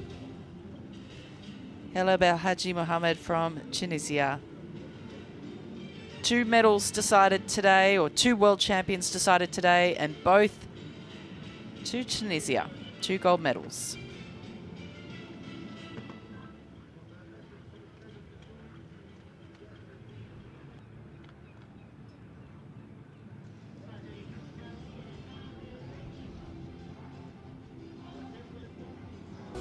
So we enjoy some highlights of the racing.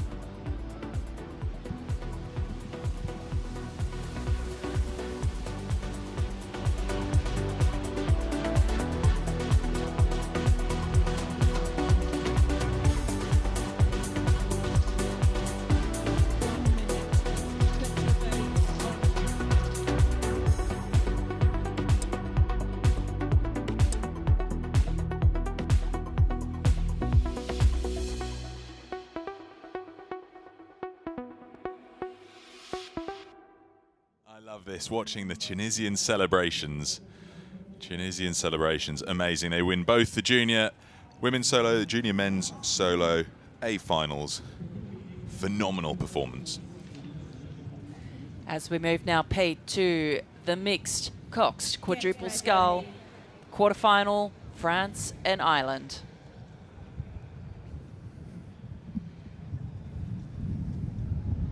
Ireland, France. Attention. Go. Here we go, the sprint is on. Look at this, we can see that's Romain Maudet for France, making his way down the coxswain, straight into the boat, into the moving boat. That was quick, wasn't it? They took the stroke before he'd even got his bum in the seat. He leapt in bottom first, and they're already up to the first turning point. Ireland up to a quick start as well. Let's see how they get around this first turning point. A little bit easier when you've got a coxswain who can be responsible for the steering through this slalom, right? You're a little less dependent on the boat handlers. Really interesting tactic there, Pete, to really be rowing away from your coxswain. It's brave. You want to make sure that timing checks out, don't you? Because if the coxswain gets left behind, then they're in a bit of strife. But to really be up and moving as the cox jumps into the boat. He was nimble though, wasn't he? He threw his feet in the air, landed bottom straight onto the sea. Now let's see how they handle this turn. Now they have a dagger board in the middle of the boat. And we've seen in previous coastal championships. Oh, there's an oar sticking out slightly there. Ah, look at that. In the 3-seat. Checking the boat. Checking the boat. Focused on, that's a good tactic, isn't it? I've not seen that before. The 3-seat holding it up on the inside while the rest keep rowing round. And you can see how much wider the turn was that the Irish took from above there. That gave a really great perspective. But we know this sport originated in France in the 80s, the endurance version. And of course, beach sprints has really only been around for about 6 years, 5-6 years now. So the French, it's no wonder to see them really, I guess, innovating some of the styles that they're using. So look at this, France, a dominating performance from Aymeric Fortier, Elise Beguin, Chloé Briard, Alexis Fortier and Romain Maudet. We're going to see Aymeric Fortier, I believe, who's in the bow seat, be the one to launch himself up onto the beach and sprint up towards the buzzer. Has to go around the flag, and there's some textbook ways of doing this. Let's see how they handle it, because you want to try to maximize the boat momentum up onto the beach to see it launch the bowman into their finishing sprint. So we'll see how they handle this exit. Look, he stopped rowing a couple of strokes before the beach, leaps out into the run. Excellent exit there for well, I think that was actually Fortier who's doing the running. Yes, it's Alexis Fortier for France, and that sees them take the win. So they'll go through to the semi-final from this quarter. You can see a little bit of disappointment on the coxswain's face for the Irish boat, because they'll know that's competition over for them. But it was tough work when they were going against France, who had that new and innovative way of turning the boat around the turning point, Sarah. We've not seen that before. Yeah, just a couple of things that they've worked out there that you can see are going to give them the advantage in these really short, sharp races. And clearly they're well drilled, well practiced, because they just have those skills down pat. You know, whether it's how they got into the boat and took off as their coxswain was literally running in, how they turned around the top mark, and even the way that Fortier, you know, put his handles under the rigger to ensure that the oars were clear as he jumped out and ran up the beach. So very well drilled outfit from France there, taking that quarterfinal over the Irish. Yeah, amazing. We saw most of them racing last weekend as well in the Coastal Championship. Certainly Chloé Briard, and this is their second opportunity to try and get up onto the podium now. They're racing the deep sprints. So there's no mixed quad at the Coastal, so they've been training as a quad, a mixed quad, specifically for this, and that you can see that discipline in the training. They've got their entry and exit down to perfection. That was a pretty much textbook exit for Alexis Fortier. You want to miss the last couple of strokes coming up onto the beach as the bowman, turn around, stand up, and be ready to jump off the bow.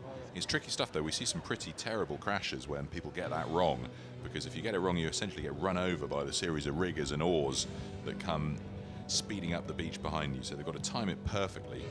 So as the boat grinds to a halt on the sand, they maintain that boat speed and momentum by launching themselves forwards. Pressure on now, though. Great Britain and New Zealand lining up next. We've got Great Britain's Jerry Owen, Bo Hughes, Jade Lindo, Laura Mackenzie and Ryan Glimond heading up against Benjamin Mason, Emma Twigg, Brooke Robertson, Jackie Kittle and Matthew Dunham for New Zealand. Looking here at Emma Twigg, Olympic champion in the women's single from Tokyo on the Sea Forest Waterway at the Tokyo 2020 Olympic Games last year. Silver medalist, I believe, at the Coastals last weekend.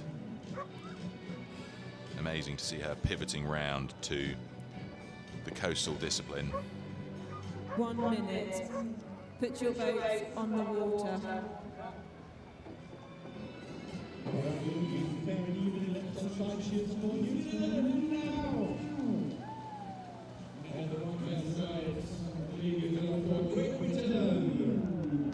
Fantastic to see New Zealand here competing and getting their coastal program Get ready. off to a start with some of these very well-known classic water rowers. But will they be up against it with these coastal specialists from Great Britain? Go. Here we go, Matthew Dunham for New Zealand, the sprinter, alongside Ryan Glimond for Great Britain. There we go, bum in first, just get on the boat. Everything else will follow. Laura Mackenzie there in the stroke seat of the British quad. Looking to get them up to pace here. New Zealand make it to the first turning slalom buoy first. They're perhaps a length and a half up on Great Britain at this early stage, so we'll see how they handle their boat through the slalom. Matthew Dunham, whom we usually see racing in the lightweights, now converting to being a coxswain and doing quite successfully at it too. New Zealand are first past that second slalom marker. Britain taking a very aggressive line here, going very wide towards that turning point. We know that it's difficult to get around that turning point. Now let's see how the Kiwis take this mark. Oh, they're rowing quite a way past it. All of the athletes checking the boat. But is that the best way to turn the boat? We will see. So we've got Great Britain there on screen, their boat almost straight. Have they caught up to that lead from the Kiwis? Looks like they might have done. I mean, Great Britain are up over 45 strokes a minute. We've got New Zealand ticking it over at 40 to 41 when they're in there. In the race up to the turning point. Let's see how the distances are compared when they come on the way back in. It's going to be Jerry Owen in the bow seat of the British boat launching himself up the beach. It looks as though Great Britain have taken the lead back from New Zealand, just a slightly faster turn. For the Kiwis, it's going to be Benjamin Mason in the bow seat of the New Zealand boat who's going to try to get the exit timed right. There was a huge distance that the British made up, and I think that just goes to show that skill set that's required for doing the manoeuvres in coastal are quite specific, and you have to be really well drilled to do them. But we know that we have a boat here from New Zealand with a boat full of exceptional flat water athletes. It's going to be Ben Mason who's going to have to jump out. We see the Brits looking across. It's going to come down to the sprint. It's the sprint. I can't believe it. Look at this. Ben Mason's out of the boat first. It's going to come down to a dive to the buzzer. I think he's going to get there before Jerry Owen for Great Britain, who's sprinting up the beach here. It goes to New Zealand. We can see the finish time in already. Heartbreak on the face of Jerry Owen for GB coming up to the line. That means New Zealand progress through to the semi-finals, and Great Britain, that's event over for them. What an impressive start, though, for the Kiwis. They went off like the clappers, and I think they had the slightly better boat speed on the return leg, because we saw Great Britain were out in front after the turning point, but then New Zealand just chucked their way back up and I think got their bows onto the beach a little bit earlier. Mason was out of the boat a little bit earlier too. Smile on his face, he knows he's done it because he's already up towards the buzzer as Jerry Owen for Great Britain was getting out of the boat. So a great performance from... His stomach and Cox from there. But you know, why not just get in as long as the rudder's straight? That's the tricky thing, because once they're in, you can see we've got the Cox and Romain Maudet there. They've got handles to hold on with their hands, and they steer the rudder with 2 foot plates. Or 2 foot pedals, like if anybody's ever flown a helicopter, you've got 2 foot pedals there that turn the rudder behind you. So no good being body in. You need your feet on that to make sure the rudder's pointing in the right way. The risky line there, didn't quite hit it. Well, there's not much of a rigger in these quads to hit it with. I think he's actually done really well with his line here, because this is where the crews are getting stuck. They're really finding it back from that slalom marker to then lay the line. So I think that Matt's actually done a really good job. You can see he's pulled the dagger board out to help get around. Wow, the Kiwis are on fire. They've learnt from their first race. We saw how slick the French were in theirs. Look at that. The stern just skidding around is like an awesome handbrake turn where the back of the boat just spins and skids its way around. That's why you take the dagger board out for the turn. He'll have it back in now to make sure they've got a dead straight line into the beach. What an upset this will be if the Kiwis can get through. The French so strong, so well drilled in their coastal rowing, but this incredibly strong crew from New Zealand, and I think they're going to do it. They're about a length up on the French now as they're coming down to the beach. Yeah, this is what they want to see. Ben Mason in the bow of the Kiwi boat. He's going to be the one jumping out, doing that sprint up the beach. Again, tension's high because we know that it's tricky to get that beach landing right, but they've got the horsepower in this Kiwi boat. I think they continue to extend that lead as they come into the beach here. Last few strokes and they're going to be on shore.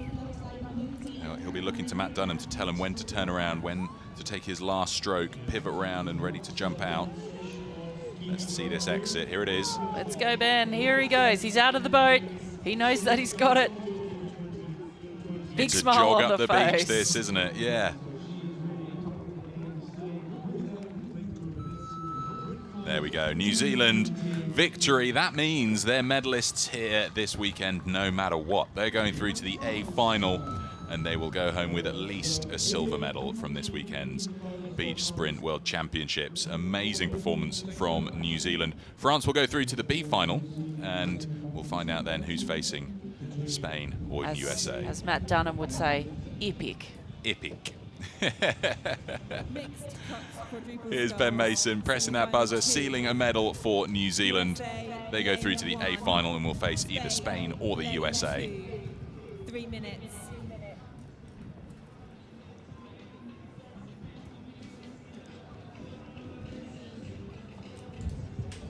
At any moment now we'll have Spain and the USA getting themselves lined up on the beach. Can't celebrate yet, New Zealand, because they've still got one race to go to determine the colour of that medal.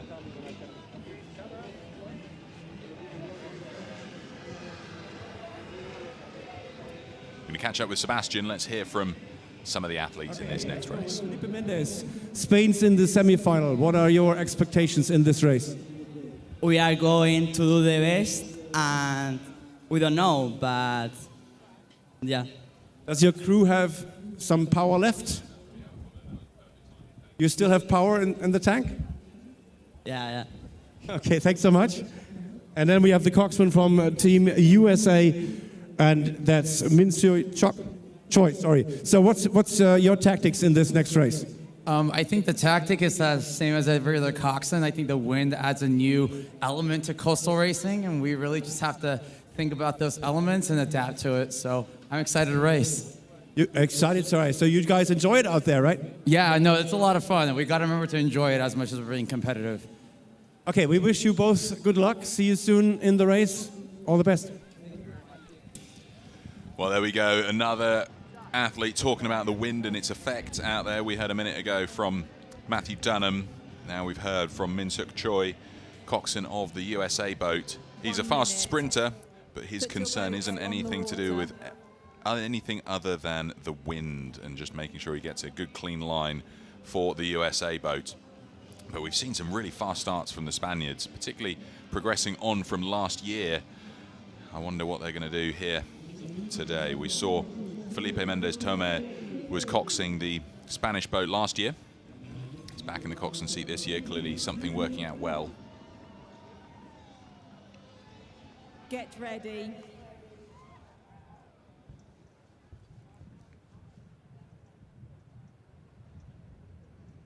Attention. Go. There we go, near false start again. Felipe Mendes Tomé making his way down to the boat. He's the coxswain. They are the reigning world champions, this Spanish boat. They've only had one crew change. Javier Madrid Balabona in the stroke seat of the Spanish boat is the new addition.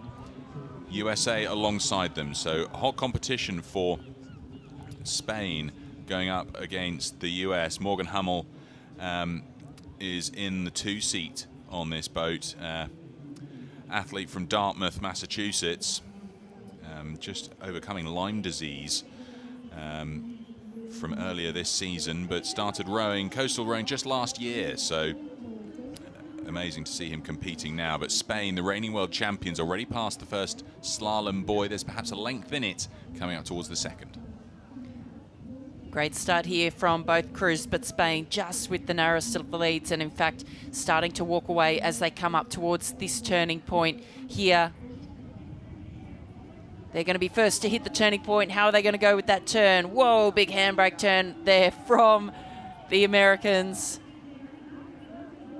Wow, incredible. They've taken a lot of speed off, but they have had a very short distance to their turn. But the Spanish right there with them and still with about a length's lead. So this race is for the Spanish to lose. Yeah, absolutely right. I mean, Spain are looking so good here. They are the reigning world champions. They had a fast turn, but they swung quite wide, clearly caught by the wind, just pushing them over. It's having no effect now, though, as they come in towards the beach.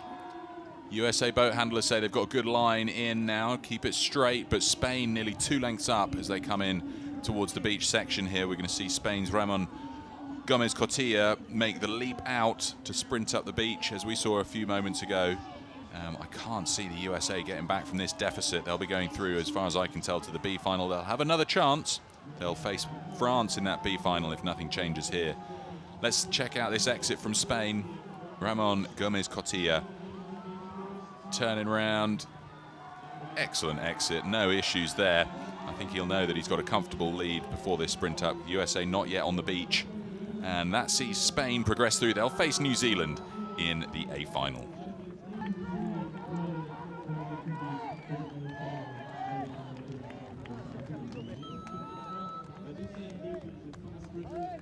What a great race, though, Spain. We sort of expected this. They are the reigning world champions of last year, at least 4 out of 5 of them. Javier Madrid Balabona, the new addition, jumping into the stroke seat. He set a great rhythm, did exactly what they needed to do here, and then coxed by Felipe Mendes Tomé around that turning point. You know, excellent technique getting around that turning point in quick order. We heard the fans, the spectators cheering for Spain as they progress through to fight for that gold medal against New Zealand. New Zealand 2:27.901, so about 2 seconds slower than the Spanish. So we're going to have 2 very tight matchups based on those times. New Zealand and Spain for the gold medal, France and USA for the bronze. It's interesting this, isn't it? Because the tide's been receding. So when we saw New Zealand and France race previously, the tide will have been 3, 4, 5 meters further up the beach. So it's 3, 4, 5 meters more of rowing compared to running, and you're much faster on your feet. So it's going to be close, much closer stuff when we see them face each other in the A and B final, which is what we can look forward to next. Spain in that A final, USA in the B final. So the USA have barely any rest whatsoever before we see Chris Back, Morgan Hummel, Jenny Sawley, Corey Rogers and Min-Suk Choi get back in that boat. Morgan Hummel, I mentioned earlier, she had Lyme disease earlier this year, had to overcome that, only started rowing last summer in Dartmouth, Massachusetts. Hell of a struggle to get over that.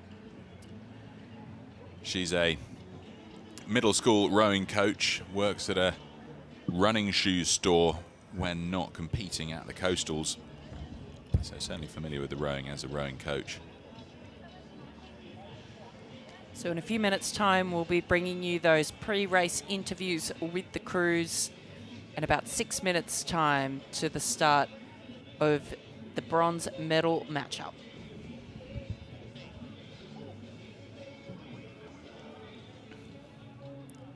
It looks grey on the screen here, but it's actually quite sunny around here in Saundersfoot at the moment. I was mentioning earlier that I think I don't want to jinx us, but we've dodged the worst of the rain. So I think the athletes will be enjoying these trickier conditions, particularly with the wind. But anybody is always happy to not be in the rain. It certainly makes for a much more chilly day and chilly set of racing.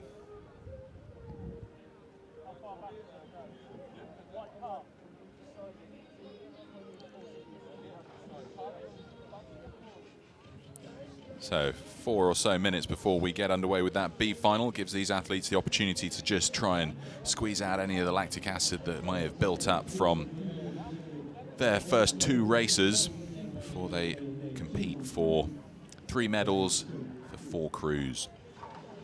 Either the France or the USA will be going home empty-handed. Tough to tell based on their previous performances who I'd pick as a favourite.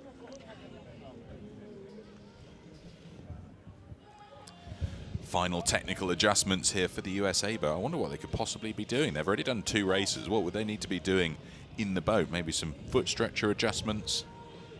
Well, I think that the boats still rotate through, Pete. So with the way that the pool boat model works is that you're allocated a boat. So none of the competitors here in the beach sprints are able to or required to bring boats. You can bring your own oars, but then those boats are assigned to each race. So the boats rotate through. So the USA would find themselves in a new boat for this race. So they're probably making those adjustments to get that boat set up for them in this next round.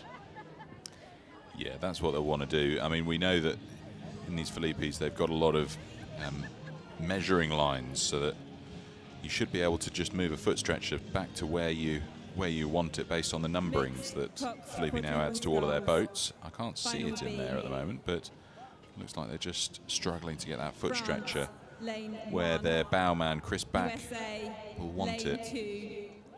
3 minutes. So we're hearing there from the starter that it's 3 minutes to start as the crews do their final changes to the boats.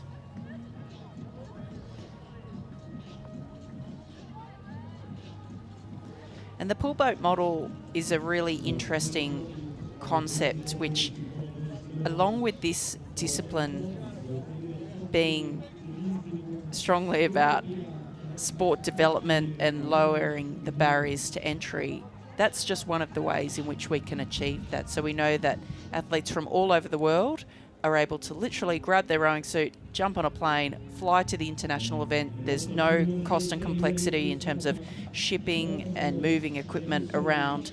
They turn up to the venue and the boats are there, and the boats are the same for all competitors. So it really is a test of the athlete and the skill rather than being about your equipment or R&D that goes into it.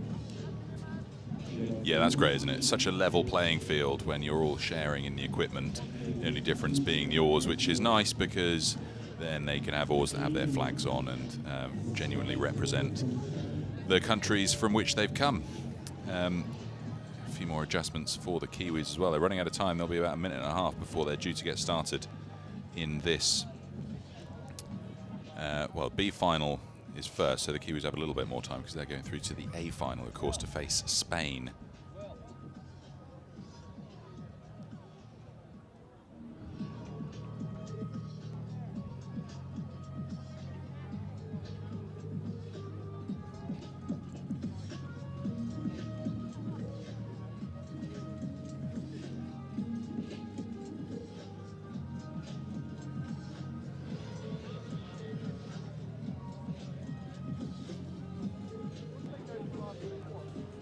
Final tactics being spoken about here. We can see Ramon Gomez Cotilla talking with Felipe Mendez Tomé and Javier Madrid Balabona from the Spanish boat.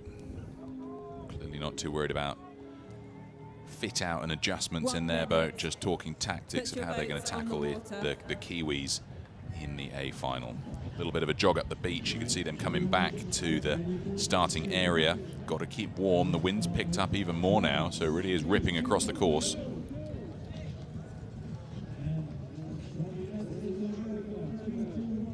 Here we go. We're on the start line now. We've got the USA's Min Suk Choi alongside France's Romain Maudet.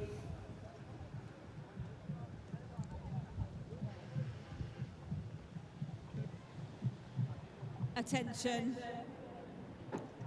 Go. Here we go, the buzzer goes, and the athletes then quickly leap into the boat to await their coxswain. Let's see how they handle the entry. We've seen some humorous or amusing ways that they get into the boat.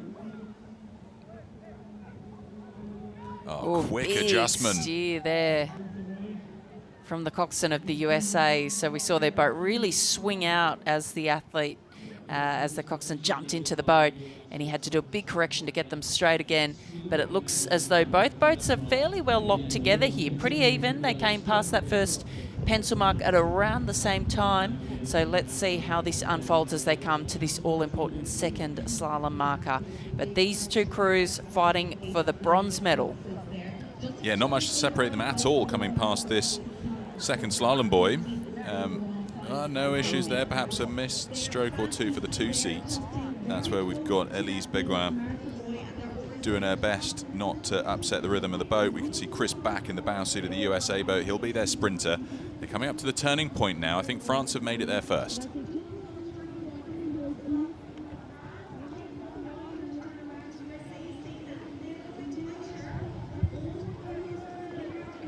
Hard work getting the boat spun round. Let's see which of the 2 crews gets to take their first few strokes to build the boat speed back up. I think France have made the best of the turn. Still very tight between these two crews. We saw they were evenly matched in terms of times through their last race, although it is difficult to use that as a measure. But still very closely locked together here. Maybe the French with just the narrowest of leads. It's going to come down to these dying meters on the water and then the beach sprint. Yeah, it's been so deceptive the last few races to see who's out in front and then who actually gets feet on floor first. Is it going to be Chris Back from the USA or Aymeric Fortier for Alexis Fortier for France? Look at this. I think the Americans are going to get onto the beach first, and that could be the difference between the bronze medal and going home with a 4th place finish. I think the USA have done it. What do you think, Sarah? I think so, Pete. Or a bit of a crab from the stroke man there. Run, run, run from the bowman. The sprint's on. Here comes Chris Back. He knows that they've done it. He's looking over. The sprint is on. And that's the buzzer press. The USA clearly pleased with their performance. There was a period through the first leg, the outbound leg, where I thought that the French had the advantage, but a great spin from the USA and certainly a fast return leg, clearly holding more in the tank in this B final. Despite having just raced in the previous quarter-final, they're going home with some medalware. What a race there from those two crews.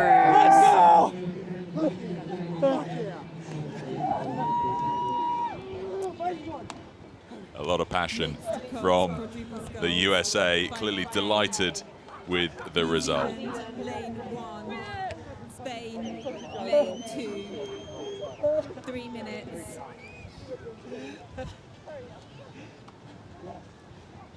Yes. Maybe some tears of joy there from the American coxswain. You can see how much this race means to them. Well, that was the bronze medal final. We've got now the A final. Time to find out who's going home with the gold and the World Championship title for the World Rowing Beach Sprint finals here in Saundersfoot, Pembrokeshire, Wales, Great Britain. We've got New Zealand lining up alongside Spain. Spain, the reigning world champions, only with one switch out. Balabona now moving in to the stroke seat. So hot competition, high expectation all round.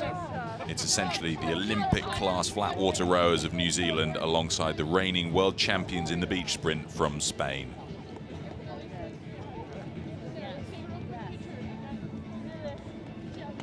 So we've got a couple of minutes as they adjust to bring over the New Zealand and Spanish boats. They've clearly already finished their adjustments. Good bit of jogging on the spot. We're going to see Matty Dunham for New Zealand make his third sprint of this afternoon down to the boat I wonder what sort of boat entry we'll see from him this time. Some sort of Superman launch over the backrest of his coxswain seat. I think anything less than that and he's not trying hard enough. It was an interesting entry. As you say, the Superman dive onto his belly into the coxswain seat.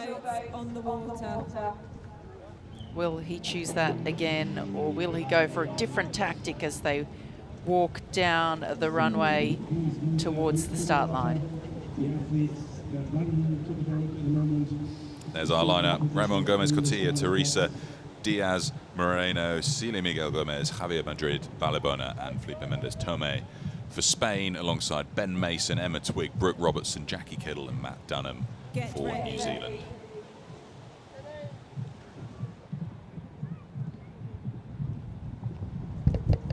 Attention. Go. Here we go then. I think Matt Dunham, possibly the fastest sprinter. Look at the distance that Tomé has to cover there. You can see there's a lot further for him to cover to get to his boat than the Kiwis. Kiwis already underway with their first couple of strokes. Spain now underway too. Yeah, perhaps the Kiwis just getting the better of the start there, but perhaps the Spanish having slightly less distance to cover to that first mark. So I think the Spanish will come past that first mark first. Oh, New Zealand just on the correct side of that mark there. Yeah, that was close, wasn't it? I mean, there's not much of a rigor when it comes to these quads because the width of the boat is so broad.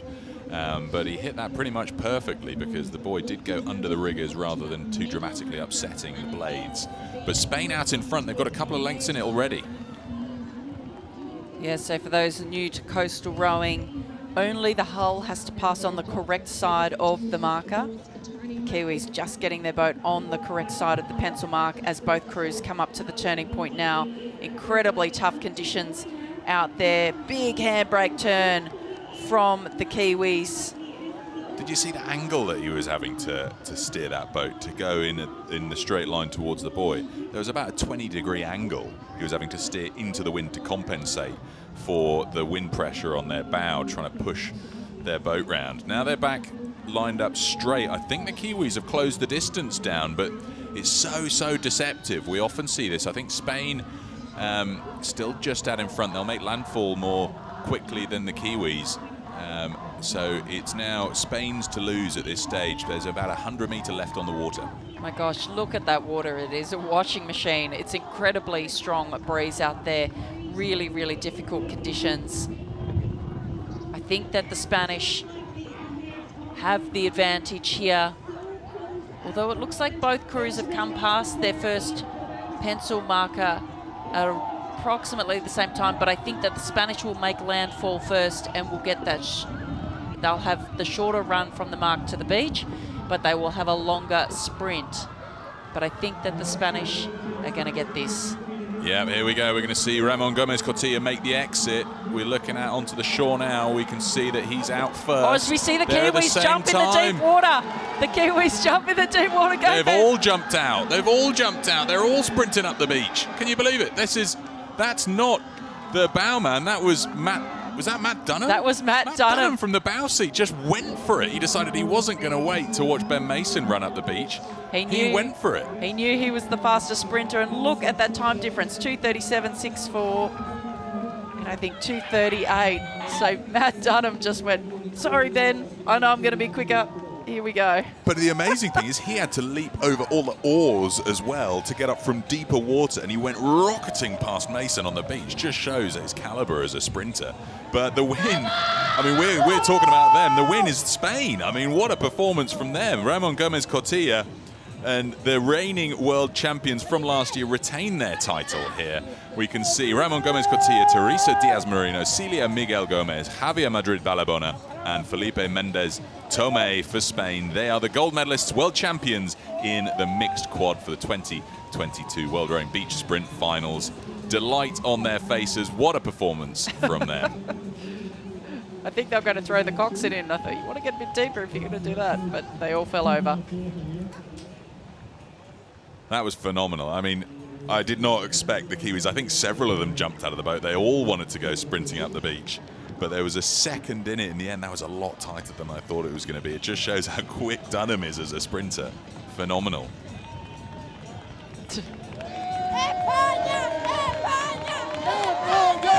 Loads of Spanish fans here. And of course, the European Championships in a couple of weeks' time in San Sebastian. So I expect they'll be looking to try and they've got the world title now. They'll be going to look to get the European title on home water where they race in San Sebastian in a couple of weeks' time for the Europeans. Well, that's the second of our boat classes for this afternoon done. We've got one left. We're looking at some of the amazing highlights from that race. He almost looks to have eased off, but look at this dive come in. Oh, it was so close from Matt Dunham. What an amazing sprint from him. That for me is the sprint of the day. Not much in it in terms of times. It was less than a second. It's less than a second for the win there. And we're going to catch up in a few moments with Sebastian, who's going to go and talk to some of the Spanish athletes there, and I'm sure they'll be elated by their performance, holding on to their title. 4 out of the 5 of them were the 2021 World Champions. Here, though, is Sebastian. Hello, we are here with Teresa Diaz Moreno. Congratulations to your great race. Thank you very much. So how did it feel out there in the waves? We are very excited. So you defended your title. How does that feel? Super great. So tell us, where's the Fiesta Español going on tonight? I row tomorrow, so no fiesta. Okay, no fiesta. Good celebrations. Thank you. Well done, Team Spain. Great to hear from the Spanish victor there, where we had Teresa Diaz Moreno for Spain. Look at the elation here. Friends and family immediately able to congratulate their Spanish victors. Here's one of the beauties of the World Rowing Beach Sprint Finals is the crowd and the audience are right there. There's Ander from the mixed double. I believe he'll be racing shortly. Yeah, Ander Martin and Esther Zamorano are racing in the first of the quarterfinals. So he's got time to go over there and congratulate his fellow countrymen and women in their victory before he goes and races against the Polish combination of Maciek Zawojski and Agnieszka Kopa-Zawojska. 2 well-known Polish Olympians in the first of the 4 quarterfinals for the mixed double. And Pete, in this mixed double, of course, we're seeing the first qualifications for the World Beach Games. So all of the winners from the quarterfinals will qualify their boats for the World Beach Games, plus the fastest 2 non-qualifiers. So 6 boats will qualify in this next event as we watch the highlights here from the mixed quad. Look at that, Chris back, chuffed to bits, taking the bronze medal, but this was the race that I think had us all holding our breath. Look how fast Dunham is. I mean, we knew he was quick, but we did not expect him to be leaping out of the boat and rocketing past Ben Mason to try. And let's see if we get part of this in the highlight bit here. There's Gomez Cotilla, and then New Zealand's Matt Dunham comes careering in the side, having leapt over all of the blades that were in his way. It wasn't expected for him to be running up the beach. So what a great performance that was. But we've got a short break now before we get underway with the first of the quarterfinals for the mixed double. Lots to look forward to here. Spain and Poland first up. We've got Ander Martin and Esther Zamorano. They, I believe, were the world champions from Oeiras last year. They've been hot on the training. I think they got the Coastal Championship last week as well in the mixed double. So hot favourites, I think, overall in this event now for mixed doubles. We'll have a look at the times that they set down in the time trials. They won the time trials by 3 seconds ahead of Claire Jameson and Charles Cousins of Great Britain. Charlie Cousins doubling up in the mixed double for GB and racing the men's solo event tomorrow. So that's the lineup there, but there's some pretty big names as we look through the field of the mixed doubles. We've also got Ludovic Dubuis and Edwige Alfray, well-known coastal athletes for France. They're alongside Janneke van der Molen and Erwin Huzen from the Netherlands. And then we've got Khadija Krimi and Mohamed Tayeb for Tunisia in the 3rd quarterfinal for Tunisia, lining up alongside Great Britain. And then Aubrey Oldham and Sarah Pigeon for Canada alongside Federica Garibaldi and Alice Ramela of Italy in the last quarter.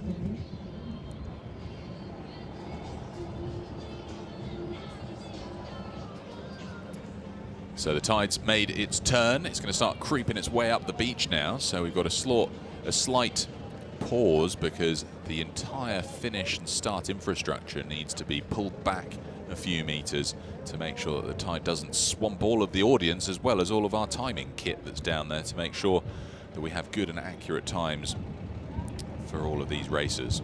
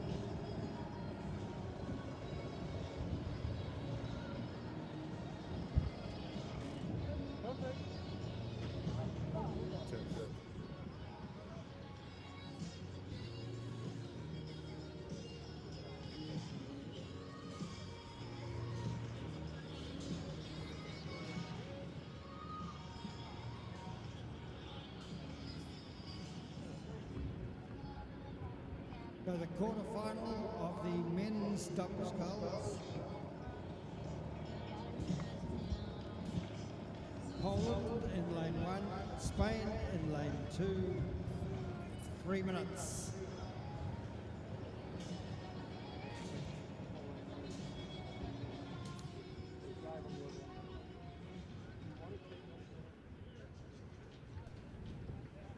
So while we get excited about moving on to our last boat class for the mixed doubles, we've got an opportunity to have a quick chat with Olympic champion Emma Twigg from the women's single sculls at the Tokyo 2020 Olympic Games last year on the Sea Forest waterway. So in just a few minutes we'll go down to Sebastian at the beach and we'll hear from Emma and how they got on with their silver medal performance in the mixed quad.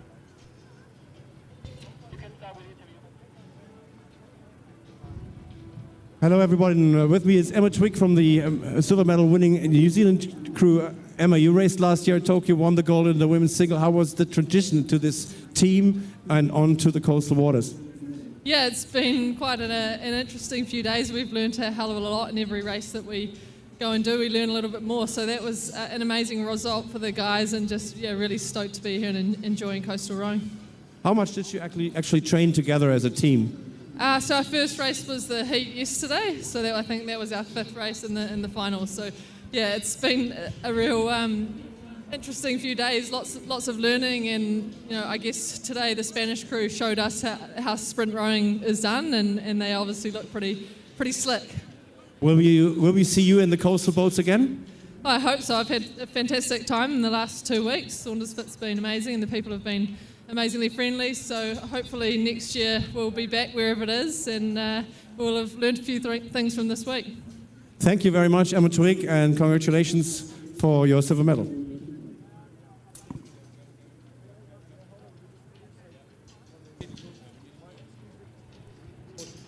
Great to hear from Emma Twigg, silver medalist here at the World Rowing Beach Sprint Finals. And we're just going through the last few minutes of operational readjustments and reload out before we can get started with the mixed doubles 4 quarterfinals. Everybody anxiously anticipating the last 8 of our day. We call it the last 8 in the beach sprint finals because it's the last 8 crews or athletes to progress through the quarters down to the one and only World Rowing Beach Sprint champion at the end of that A final.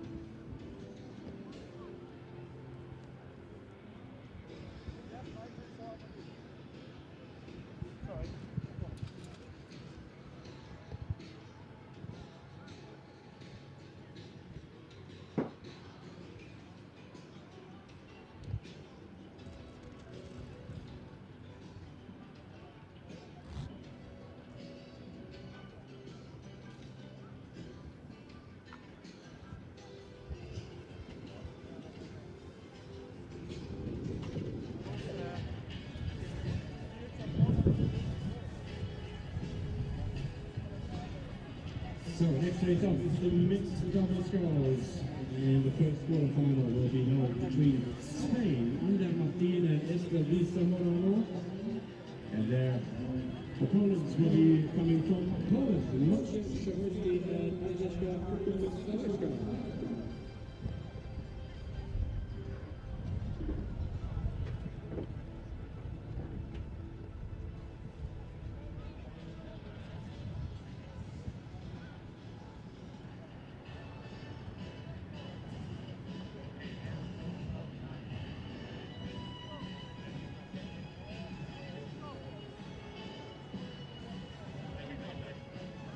Parcheggio, Guido, vai al parcheggio, sta arrivando la palla.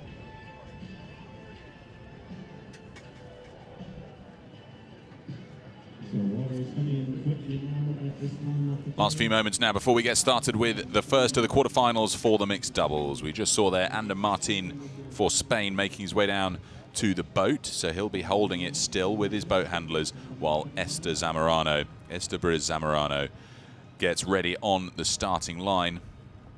And then Maciek Zawoyski and his wife, Agnieszka Koba-Zawoyska, will get ready to race for Poland. They're a married couple. We saw them race in the B final at the World Rowing Coastal Champs just last weekend. And Maciek and Agnieszka also both raced in the Coastal Men's Solo and Women's Solo at the Coastals last weekend as well. So they've been having their full swing of races in the last week here in Saundersfoot.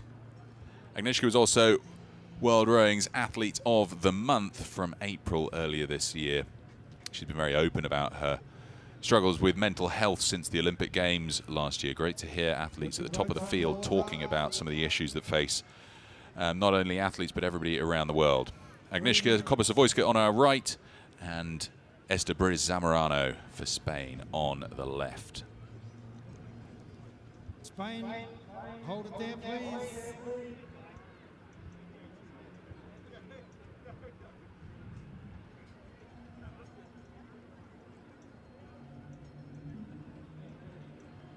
Spain, hold it there, please.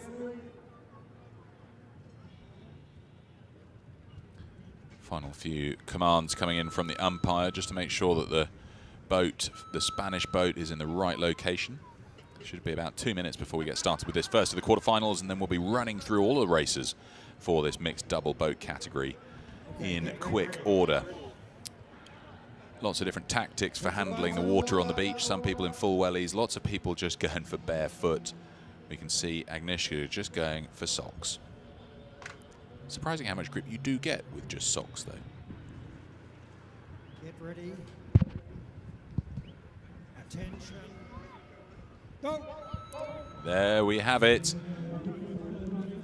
We're underway with the first of the quarterfinals. Esther Briz Zamorano for Spain making her way down to Ander Martin already in the boat. Let's see how they handle the tactic here, because we've been through the solos where they're responsible for their own steering, and then the quads where they've got a coxswain to do it for them. Now these are the top Spaniards from the entire Spanish coastal rowing squad. Esther Briz Zamorano, Ander Martin, champions of last year in Portugal. And Esther Briz standing for election for the World Rowing Athletes Commission. We had elections earlier in the week. Of course, there will be 2 coastal rowers selected, or elected rather, to that commission. But the Spanish first through that first marker, absolutely gritting their teeth. Really tough conditions out there today. And everything to play for in this race. The winners of all of the quarterfinals will qualify for the World Beach Games in Bali in August next year. Yeah, that's crucial for this mixed doubles. The A finalists, B finalists, and the 2 fastest qualifiers in the quarterfinals get their boats qualified for the World Beach Games next year. They won't necessarily be the athletes racing in those boats, but like the Olympic qualification system, they will have at least qualified the boat for their nation.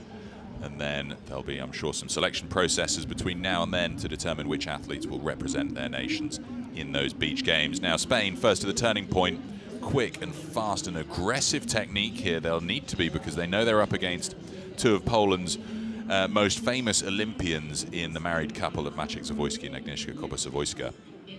Spain fastest round the turning point, so they're trying to build the boat speed back up to make their way in to landfall and combat that aggressive crosswind as the tide's now turned. So the tide's now going with in the same direction that they are. We've got a slight crosswind today. Tomorrow it's going to be coming directly onshore. You can see big broad shoulders of Maciek Zawoyski in the bow seat of the Poland boat there as they hit the buoy on the way in. Tricky stuff, caused them to miss a stroke or two, but they're several lengths down already on Spain. The Spanish looking dominant in this race. Absolutely one of the crews to beat. They're looking to not only progress through to the semi-final, but to clinch that first all-important qualifying position for the World Beach Games. Quite a long sprint that these athletes have as well. We're expecting this tide to start to come back up the beach now by just over a metre per minute. So the run has been made intentionally long, but by the time we get to the gold medal match, it should be quite short. Yeah, here we go. So Ander Martin seals the victory in this first quarterfinal for Spain over Poland and also secures his boat a place to the World Beach Games in Bali, Indonesia. Maciek Zawoyski coming up. This will be the end of the competition for them, but a great performance nonetheless from Zawoyski and Kopa-Zawoyska. And important for the crews that lose in these quarterfinals that they still post their best time, because the two fastest non-winners will also get a qualifying spot. So we saw there the Polish crew racing all the way to the line to see if they can get one of those all-important qualifying positions. Absolutely bang on. So now we've got a couple of highlights before we look to the second of the quarterfinals. So Ander Martin, is tricky stuff. If you're going to use your foot, you don't want to turn or roll your ankle. That would just be a disaster if you're progressing on to the next rounds, to have to race with a slight sprain or tweak. Boats being moved around again as we see the next athletes get themselves into position. We've got Erwin Hussen and Janneke van der Molen for the Netherlands lining up alongside Ludovic Dubuis and Hedwige Alfred.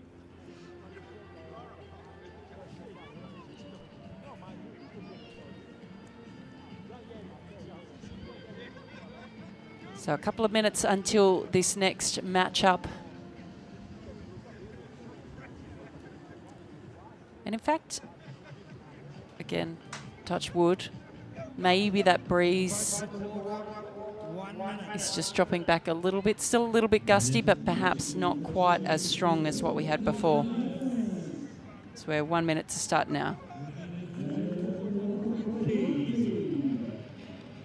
Not long to go. Janneke van der Molen, young mum, runs her own business. Things have been going well for her, and she's got a lot of support from her mother-in-law and sister, Mitchell Steinman, here to help make sure that things can go smoothly, while she's also got her daughter, I believe, up on the beach.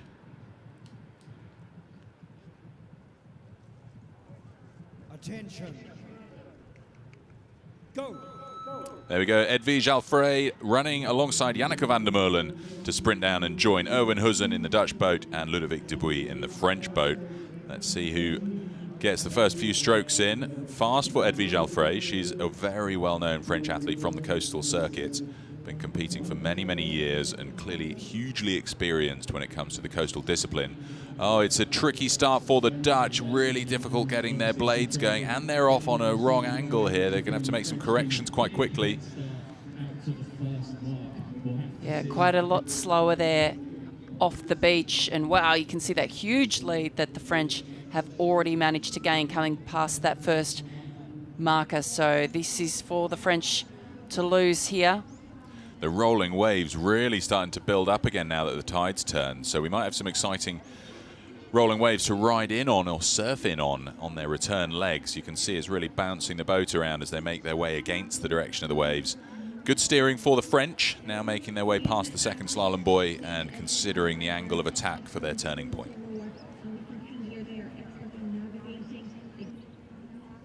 Oh, this is an enormous margin. I think the challenges of getting into the boat for the Dutch crew might have just closed the door on their chances of progressing through to the semi-finals. But nonetheless, as we've said, they'll be looking to set the fastest time possible just in case they're in with a shot at qualifying the boat for the beach games next year.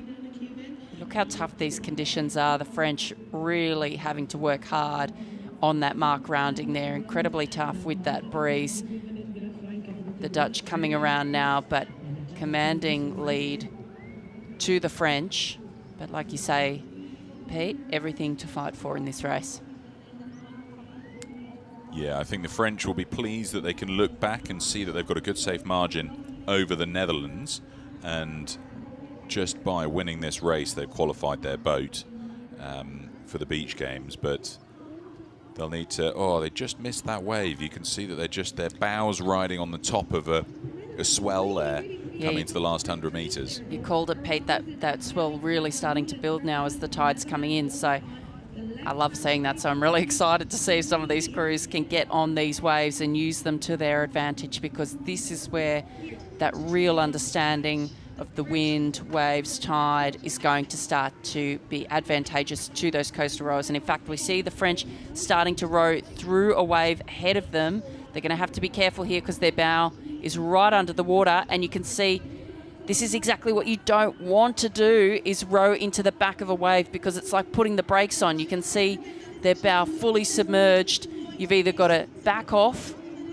and wait for it, or you've got to get in front of it. But rowing into the wave there is like rowing into a big wall of water.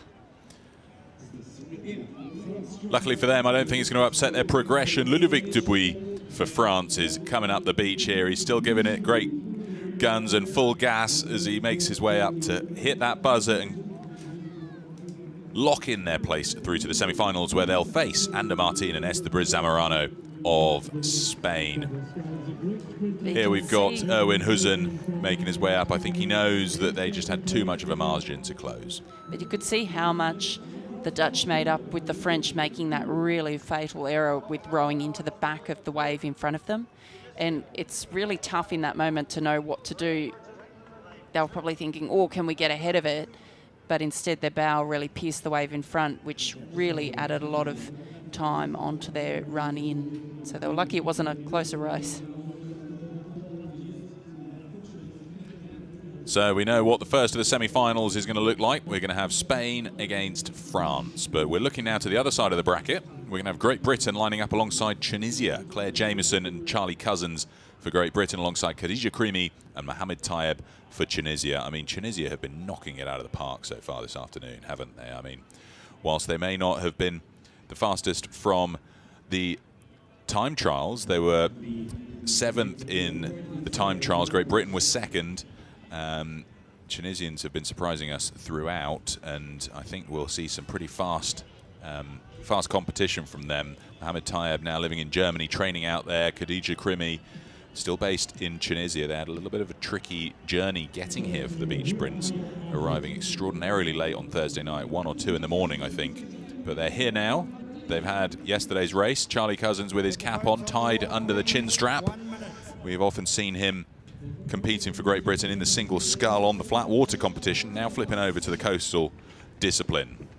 Just under a minute before we get going here, we've got obviously Charlie Cousins for GB. He's an ex-GB athlete, joined here now by Claire Jameson. She learned to row at Oxford Uni and competed in the boat race for Oxford. She works full-time as a business and tax advisor. She's also the British beach sprint champion. So high expectation for the British combination, and Tunisia will be looking to upset that form book.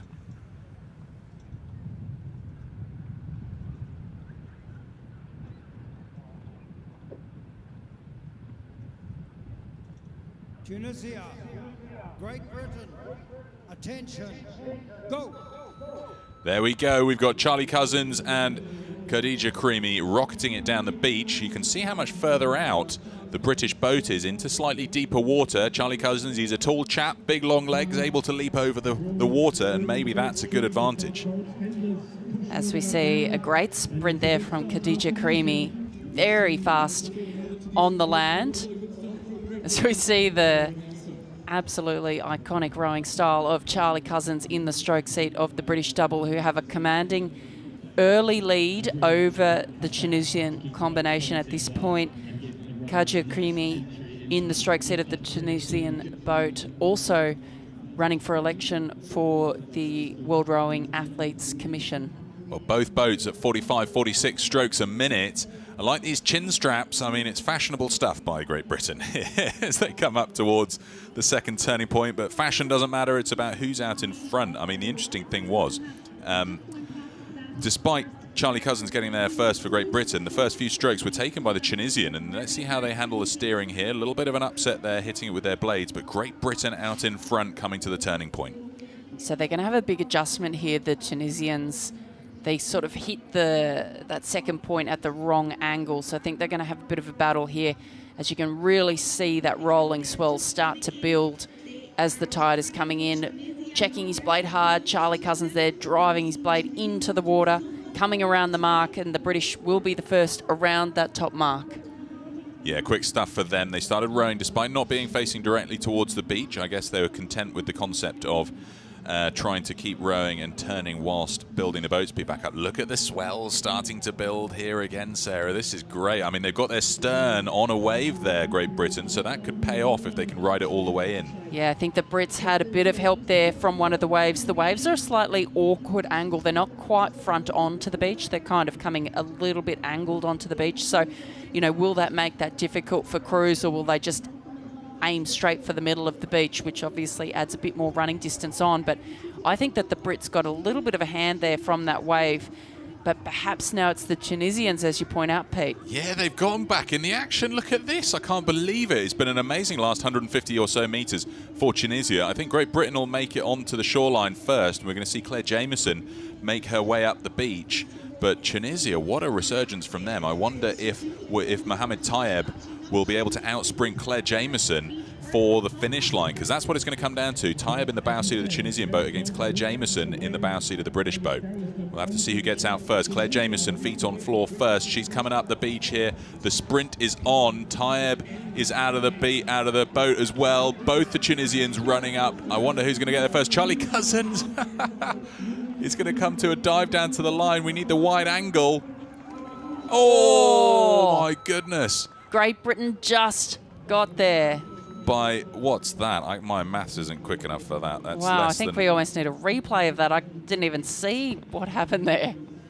Yeah, that is absolute madness. Wow. That was less than is that less than a few hundredths of a second anyway. An amazing sprint for the buzzer. I think Charlie Cousins, his speed is just what was needed there to get to the buzzer first. But Mohamed Tayeb gave it absolutely everything. Let's see this slow-mo now.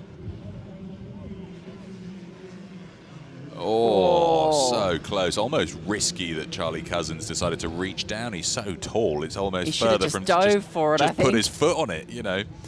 An amazing race, though. I think that was the right decision. They'll have known that, based on watching the Kiwi race previously, just get everybody out of the boat and sprint up the line and go for the buzzer. Doesn't matter who it is, but Great Britain will go through and they'll face either Canada or Italy in the semi-finals. So disappointment, I'm sure, for Mohamed Tayeb and Khadija Karimi for Tunisia.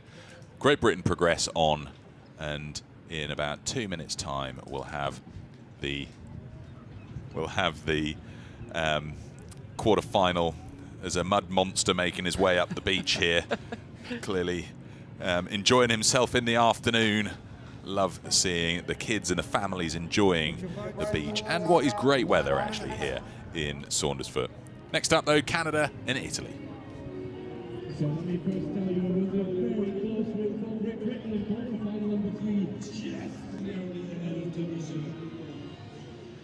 And now let's hear it for Canada. Less than a minute to go, and we're going to know which will be the fourth boat with certainty of progression to the World Beach Games in Bali next year, because anybody who makes it to the... Oh, that was underway with quick order. Here comes Sarah Pigeon and Federico Garibaldi for Italy, making their way down to the boats. Wow. And you can see the Italian got there quickly, joining Alice Ramella in the bow seat. Let's see if they get their boat up to speed quickly. Aubrey Oldham and Sarah Pigeon for Canada.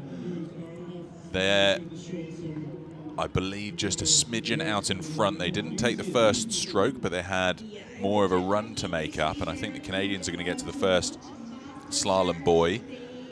Aubrey Oldham and Sarah Pigeon for Canada. They're also racing the men and women solo for Canada tomorrow. So Aubrey Oldham, our firefighter from Toronto, Canada, alongside the geological engineer, Sarah Pigeon. And she only started coastal rowing back in 2019. But Aubrey Oldham, we've known him on the circuit. We saw him out in Hong Kong in 2019, then again in Oeiras last year. Stalwart of the Canadian rowing squad. And I was speaking to one of their junior athletes, and he and Sarah have been so pivotal in helping to upskill and pass on the knowledge and the experience to the junior athletes coming through, which is really great to see. It is, isn't it? That's exactly what you need, especially in a developing sport where you've got some experienced athletes to coach and ready the younger generations. The Tunisians clearly doing it best, though. I mean, we've seen them just win the junior men's and women's solo. But Canada now starting to build their coastal rowing squad. Pretty level after the turning point. I think Canada the first to make the first few strokes heading back in the straightest line as I can see here towards the beach. They've got a wave riding in behind them. Will they have the opportunity to get the surf on? Really tough gusty conditions as we've seen all afternoon, as we see Aubrey looking around, picking that line. The Italians just with perhaps the narrowest of margins over the Canadians at this point. Yeah, Aubrey and Sarah, a great race from them so far. Aubrey, a new father just earlier this year, so that brings some new challenge to him, as well as competing with having had COVID in the spring that caused quite a few breathing issues for his preparation and training for these beach sprints. They're just not quite getting that wave, are they? It looked as though it rode under them and got away from them. But interestingly, I think now the bows locked together. I think these two crews have come together in terms of where they're actually placed. They both passed that marker together, so it's going to all come down to the dying stages here. Can someone get a wave and clinch this race? Yeah, look at this. I think the Canadians got a couple of waves on the way in, and they're going to make beach fall first. How far away are they from their flag? Not too bad, about 5 meters off to their starboard side. So we're going to have to see Aubrey. Yeah, just checking where his flag is. Great race for Aubrey Oldham. That seals them a place into the semi-finals, and that means that they've locked the boat in for the World Beach Games next year.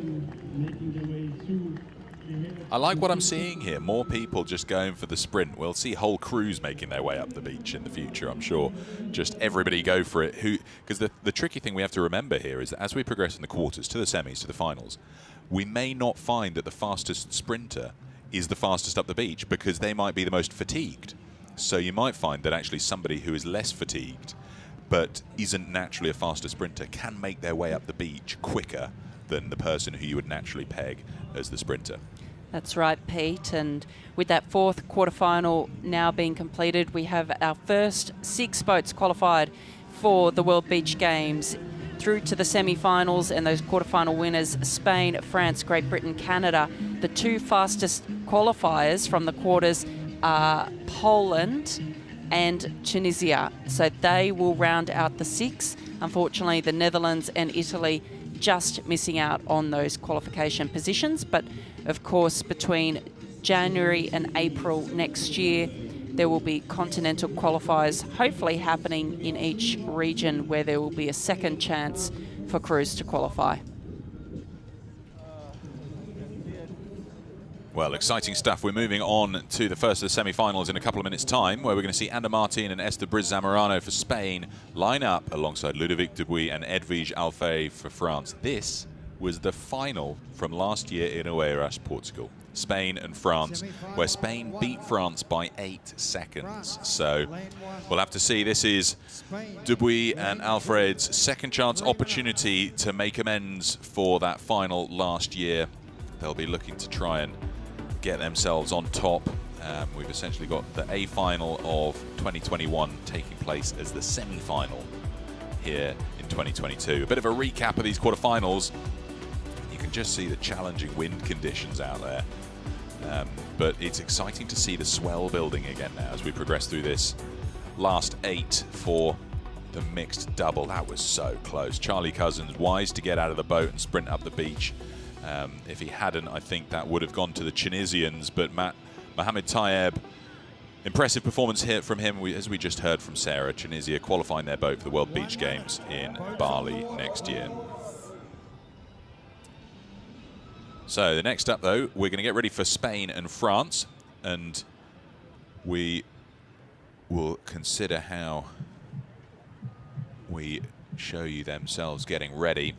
Ander Martin and Estebre Zamorano. This is Estebre Zamorano on the left, and Edwige Alfray on the right for France.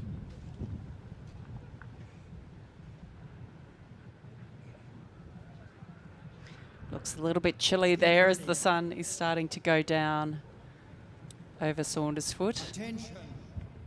Go. Oh, the tension's so high for this race, especially because of the fact it's the A final rematch from last year. The French will want to make amends for that. A lot of focus and concentration. She's tall, is Estebre Zamorano, so she's able to make it over those waves. Let's see how fast. Oh, the blade's in the wrong place, and it's moved up through the gate. Not the start that they'll have wanted. French get off to a clean one here. Alfray and Dubuis.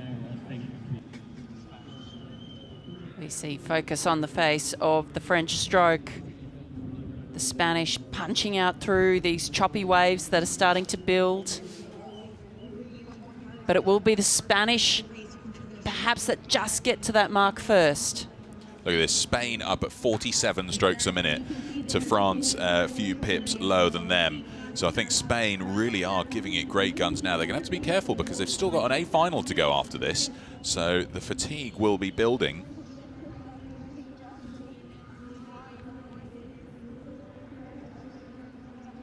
Estebre is in the stroke seat, gritting her teeth as they come past that second marker. They're now coming up towards the turning point. Spain with the lead. But still so much can happen, as we know. This is the critical moment. Look at the weather in the background at the top of this picture. Those waves and the white caps caused by this crosswind. Not a challenge, though, for this reigning world champion mixed double from Oeiras, Portugal last year. They're out in front. They make the best of the turn, but they're pretty much level with France at this stage. I think France might have closed what was that margin down to nothing, if not taken the lead. Wow, great turn there from the French to get themselves well and truly back into this race. Can someone get a wave here as they're coming in now? These waves should be helpful, provided you can get on them. We saw the French not quite nail that in their previous round. They're not going to have the luxury of being able to miss it this time. Here we go. There's a deceptive perspective we've got from our great drone shot here. Spain are out in front. It did look for a second, though, as though France were in the lead, but we'll see who makes it first onto the beach and gets feet on the floor. It's going to be between Ander Martin and Ludovic Dubuis for the sprint up the beach. I think the Spaniards have got a couple of lengths here and a pretty safe margin to progress on to the A final.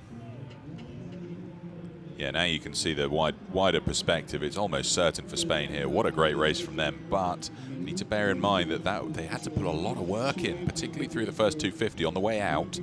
And that will have just built the fatigue, built up the lactic. They're going to have to go into super recovery mode now. But Ander Martin makes his way up the beach. That seals the victory for them and progression on to the A final and certainty of a medal. The French will go through to the B final, where they will have the chance to fight for the bronze medal.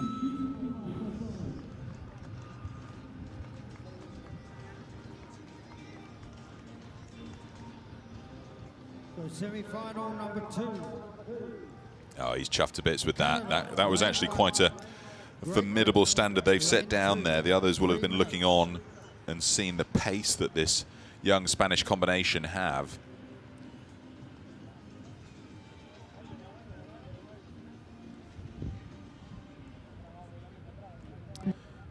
So next up then, it's the second semi-final. Great Britain's Claire Jameson and Charlie Cousins against Aubrey Oldham and Sarah Pigeon of Canada. As we hear Star Wars in the background, tension is rising. It's almost a fitting tune to what we can expect moving into the last semi-final before we hit the 2 finals.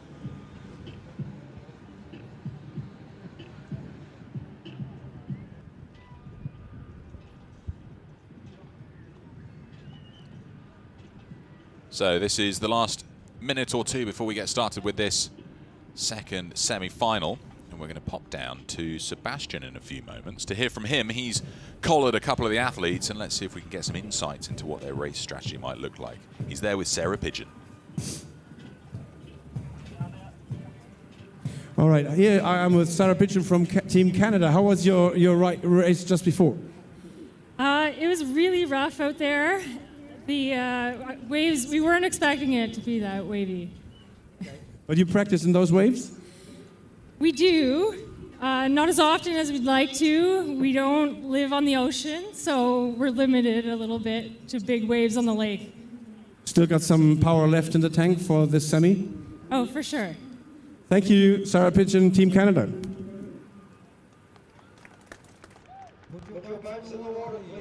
Well, there we go, Sarah Pigeon and Aubrey Oldham. Sarah, our geological engineer from Canada, and Aubrey, our Torontonian firefighter. Not much of an opportunity, as we've heard, to train on the coast, but they've got some pretty big lakes in Canada. And as you can imagine, it's basically like rowing on the sea, just with a little bit less of a tide. But certainly windy stuff in Canada. Charlie Cousins there with his chin-strapped hat, running against Sarah Pigeon for Canada.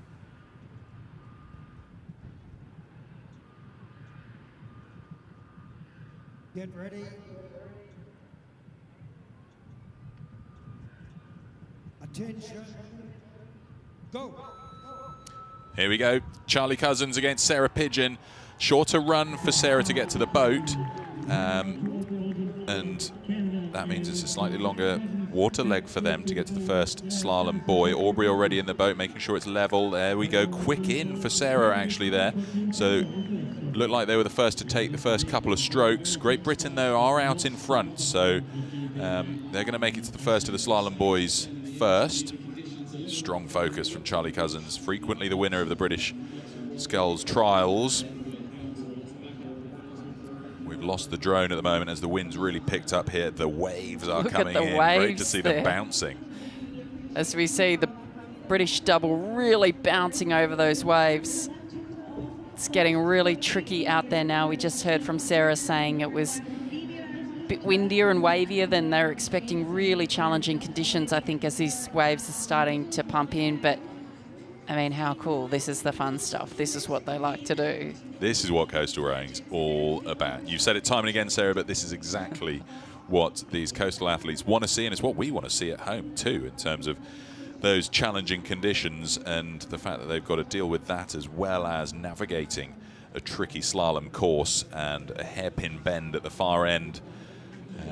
Just shows the strength and conditioning that they've got to have. I mean, we know that when they've pivoted the boat round, that first couple of strokes is like a huge deadlift to try and pick the boat back up to speed again.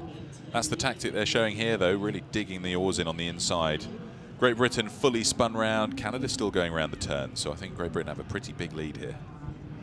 Yeah, it looks as though the British combination, oh, they're on a wave and they're finding it really hard to go straight. Could you see there that Charlie Cousins in the stroke seat was taking strokes with just his right blade but not his left blade, and that's because the wave was at an angle and it was starting to push them and slew them off course. So really challenging conditions out there.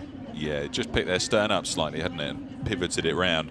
No such challenge as far as we've seen for the Canadians, who've managed to close the margin down, but I think not quite enough as we come into the last 100 metres before they make their way up the beach. I think Great Britain have just built up too much of a lead here for Canada to try and close down. We're coming to the last 10 or 15 strokes for Great Britain to make their way onto the beach, and we'll see Claire Jameson run up. I wonder if Charlie Cousins will try to overtake her again. Oh, they're so close to getting this wave. They're not quite getting on it. They're so close to being on this wave. Can they just pop the rate? There we go. They're on the wave. It's going to give them a little run in here. Yeah, that's what they wanted to do. Let's see how this sprint up the beach goes. I don't think Cousins will have to... Oh, he's going. He's the one going for it, though. Clearly the quicker runner of the two of them. And Canada still coming to the last couple of strokes, so it's a certain victory for Great Britain. That means that they will be gold or silver medalists at least, because they'll go on to that A final in just a few moments' time. Canada's Aubrey Oldham making his way out of the boat. They've got another race. This is the hardest progression, though, because they're going to go from this race to the B final, which is the very next race. So they only have a few minutes of recovery. I think it's 4.5 to 5 minutes recovery they'll have before they have to race again and give it everything, because they'll be up against France's Ludovic Dubuis and Edwige Alfray for the bronze. We'll see Great Britain to progress on and face Ander Martin and Esteban Zamorano, Spain, for gold and silver.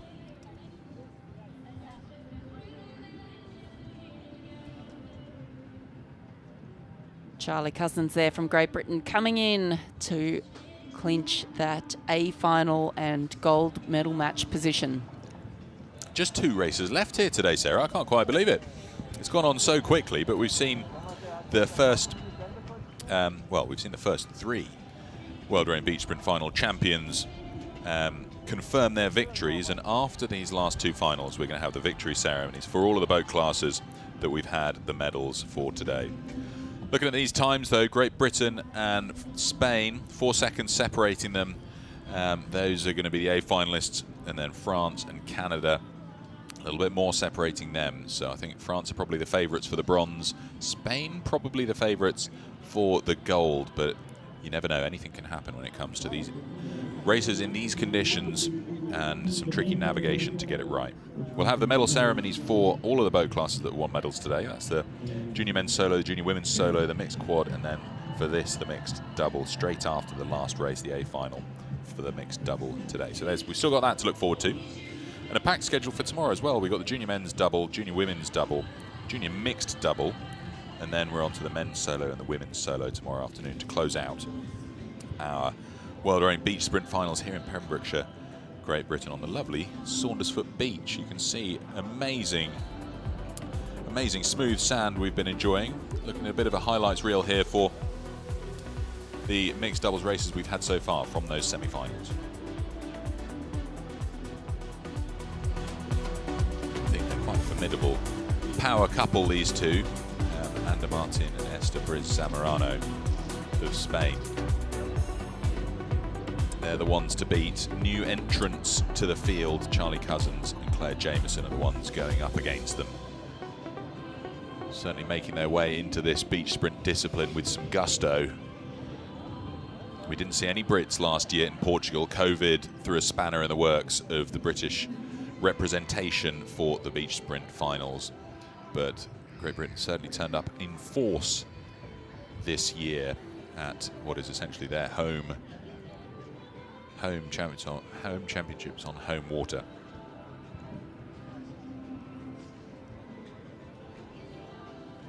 Great to see the community really getting behind this event. We're going to see the medal ceremonies a little bit later on. We'll have the tray bearers are from Saundersfoot Community School, so local to the area. Great to see them supporting the fact that the beach sprints have come to their hometown.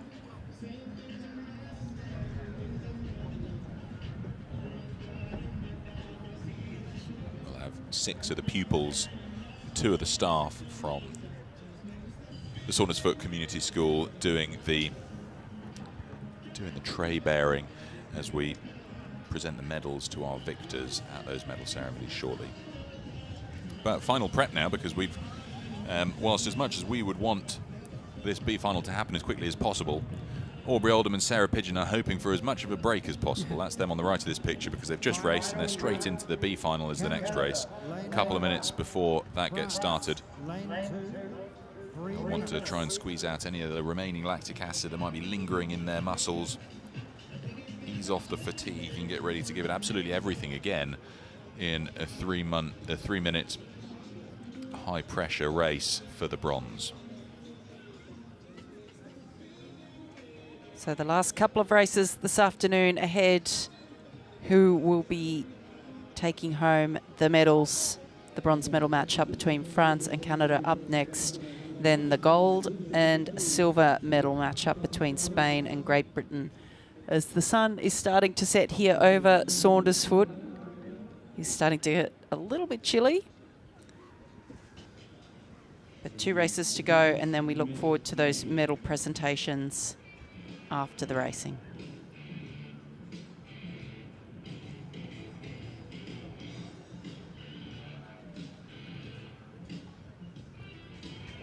Yeah, the wind, now that the sun's gone, it's definitely an awful lot colder out there on the beach.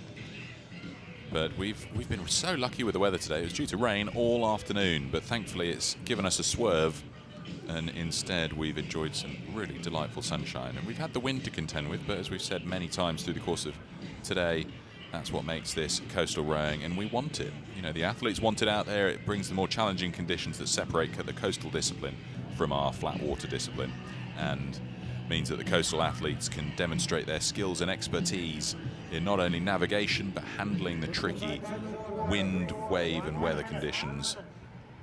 So boat going in, Aubrey Oldham at the top of the picture there without the bib on. He'll be in the boat ready to receive Sarah Pigeon, who'll be sprinting down. Good sportsmanship and fist bump there with Edwige Alfray, who'll sprint down and join Ludovic Dubuis for France. The bronze medal match up now for the mixed doubles. Oh, they look chilly out there, don't they? I'm getting chilly just looking at them, despite us sitting in here in a windproofed commentary box. It's certainly tough stuff, but this will be their last race here today, so I'm sure they'll be ready to give it absolutely everything.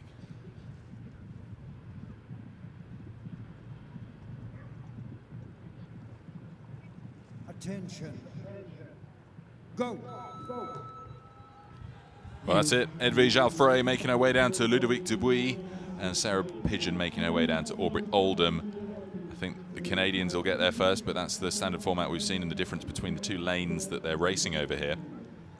They're so good with the entry into the boat, this French double. It's clearly something they've practiced time and time again, because they're just very, very slick with their entry. So we see Aubrey there, big yell, giving an update to Sarah. They do have the advantage over the French, who are just getting pounded by these waves over this side of the course. Yeah, that was a rapid start for the Canadians over on that side, as we see the swell really building now. Really tough stuff, because the fatigue and the lactic will be so high for that Canadian double. It's going to come down to what they can pull out of the tank on that return leg, because this outbound leg won't be the hard bit for them with regards to fatigue. It will be after they've done the spin and they do that equivalent of a major max effort deadlift to get the boat up to speed again. That's when the muscles will be absolutely on fire. And maybe the French just edging their bow into the front. It's all going to come down to the turn around the marks. The French have been really pretty good with their turning. Can the Canadians match them? Let's see then, we've got a good overhead shot here. Clearly the drone's been allowed back out as the wind's eased off ever so slightly. France first to the turning point. Let's see how they handle this. I say they're first, not by much. In fact, there's very little separating them at this point. Canada in with a shot if they can muster something from their energy reserves for this inbound leg.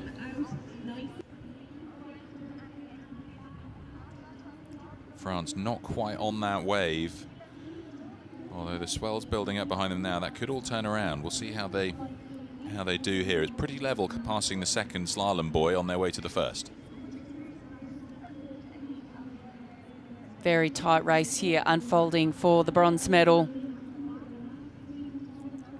See a bit of a wave there building behind the French double here. Are they going to be able to use that to their advantage?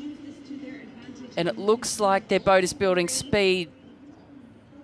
I think it's sort of hard to tell from this angle, but I wouldn't be surprised if the French got a little bit of a lift here. Yes, and they do have about a length over the Canadians now. So the French really making the most of that building swell, getting themselves a little run on the wave. Oh, you can see the exhaustion from Ludovic Dubuis. He'll be the one running up the beach, and they're going to get feet on the floor first, feet on the beach first. You can see that in the last 100 meters, they've built a 2-length lead. What was level after the turning point. France are going to get on the beach first. We see the dismount coming any second now, and I think this is good news for the French fans listening in. I think we're going to see France take the bronze medal in this B final for the mixed double. You can see the exhaustion on his face An amazing performance from France and also for Canada. I mean, they just raced in the second semi-final, so the fatigue extraordinarily high. Aubrey Oldham making his way up the beach, and that locks in 4th place for Canada. I think Aubrey was giving him a hug, but also I think holding himself up physically there. Yeah, I'm not surprised. I mean, oh, that's fantastic. That's Aubrey great. celebrating the bronze medal victory for France.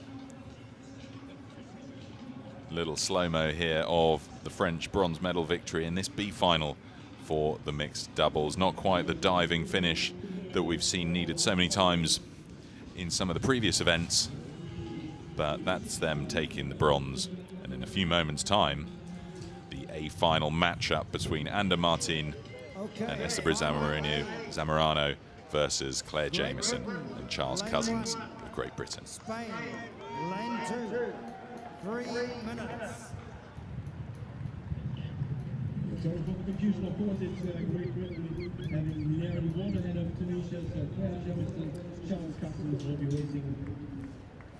Well, that's Great Britain's Claire Jameson already disrobed and ready to enter the water with the boat. Charlie Cousins clearly been doing all of the sprinting so far today. Clearly they've decided that he's the slightly faster sprinter, so he can run down and run back up at the end of their race. And takes a little bit of the pressure off Claire Jameson, but it does mean that she has to focus on having a stable platform for Charlie Cousins to get into when he arrives down at the boat, and make sure that her blade is out of the way when it comes to the beach landing so that he can leap over it and make his way up the beach. Some sweetie sharing on the beach. It's a good party atmosphere down there. The DJ here at the World Rowing Beach Sprint Finals having fun with the soundtracks, keeping the spirits high for all of the stalwart supporters braving the wind and the weather. So we're going to have a quick chat with some of the athletes. Let's catch up with Sebastian.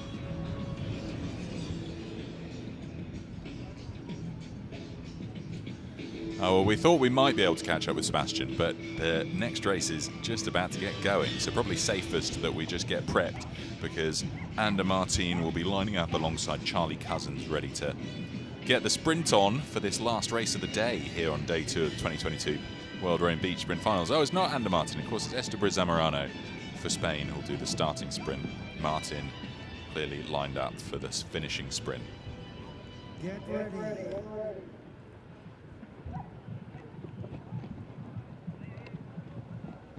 Attention. Go. There we have it. Charlie Cousins, Esteban Zamorano making their way down the beach in this last final of the day. It's the A final for the 2022 World Rowing Beach Sprint Finals mixed doubles. Charlie Cousins comfortably into the boat, bum on seat. First couple of strokes underway before the Spanish, but they're getting slowed down dramatically by a few waves, just badly timed there. Look at the determination on the face of Briz Zamorano for Spain. They're out in front and by quite some margin. 2 lengths up already, coming up towards the first slalom buoy. Rapid stuff as we see the Spaniards bouncing over this building swell.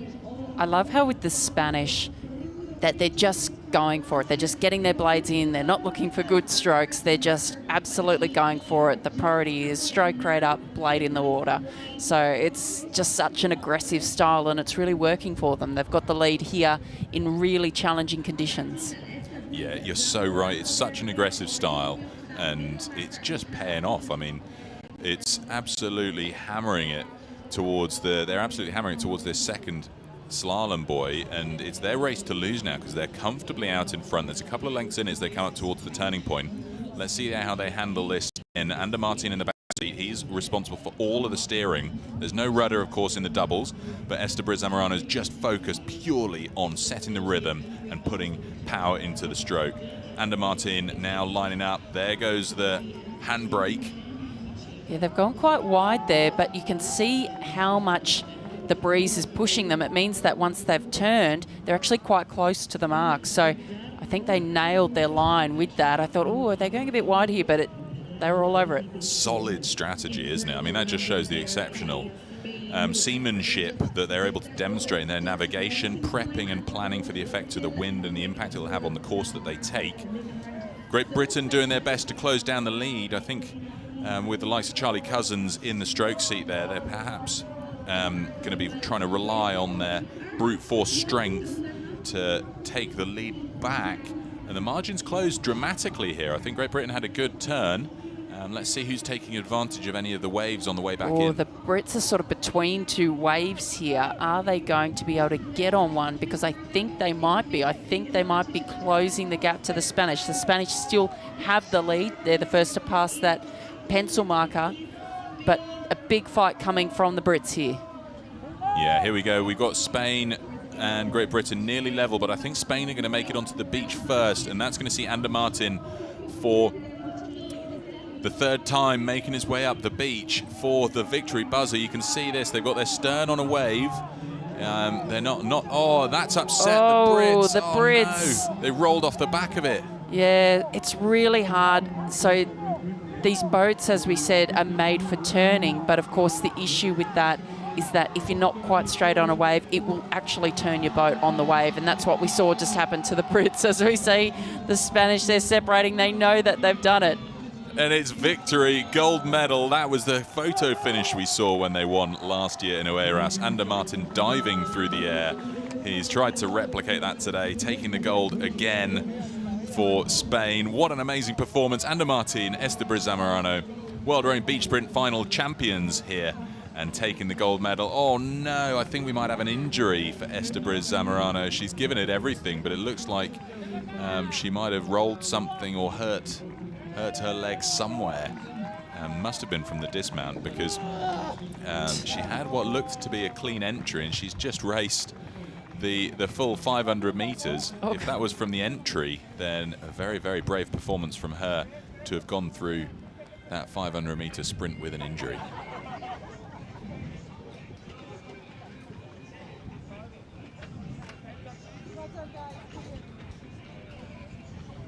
Some recaps here. Here's the dive. Not quite as dramatic as last year, where the sand was a little bit softer and a little bit fluffier on the beach in Oeiras. But Spain taking the gold medal in the mixed double for the second time on the trot. Ander Martin and Esther Zamorano. Great Britain taking silver, and then the bronze going to France ahead of fourth place Canada. That's the rankings for the coastal mixed double here at the World Rowing Beach Sprint Finals. That's all of today's racing done. I can't quite believe it. We've got the medal ceremonies coming up, and we've got 4 medal ceremonies. Obviously, they'll all have to make their way up here to the Harbour Lounge area, where we'll have those victory ceremonies up on the harbour wall. But we've got Sebastian down there on the beach. So let's jump over to Sebastian, who's going to have a chat with some of our athletes. Hi, we are here on Solitude Beach with the gold medal winning crew in the mixed double scull from Spain, and it's Ander Martin and Esther Zamorano. You are cold and you are also hurt. Show us your hands. So how was the race for you, Esther? It was definitely a tough race. I dislike the weather a lot because it's just cold and really hard to warm up. But I enjoyed the race a lot because it was actually coastal rowing with waves. So, yeah. Thank you for that. At which point in the race did you know you would win the gold medal again? I think that from the start we were very clear at the from the waves, from the beach. Fail. No, thank you for doing this for us. So you were quite confident at the start. That's what you were saying, right? Yeah. So what was the toughest point in today's competition for you? What was the most tough point? For me, the warm-up. So she's shivering. Thank you so much for joining us here, and give a cheer to your audience at home on worldrowing.com. Thank you. Well, for the second time on the trot, Ander Martin and Esther Zamorano, World Rowing Beach Sprint Final champions in the mixed double. We'll see them up on the podium being awarded their medals in short order. But just as they start to already break down the course, we look out now and all the boys are gone. You know, they're quick at moving this, as they need to be, because the tides move so fast here on Saundersfoot Beach. We've got loads to look forward to. We've got the remaining boat classes racing tomorrow, but in a few moments we'll have the medal ceremony for the Coastal Junior Men's Solo first, followed by the Women's Solo, the Junior Women's Solo, the Mixed Quad and the Mixed Double. That'll be underway in just a few minutes' time up on the harbour wall. here by what is an area called the Harbour Lounge. Sounds rather executive suite-like.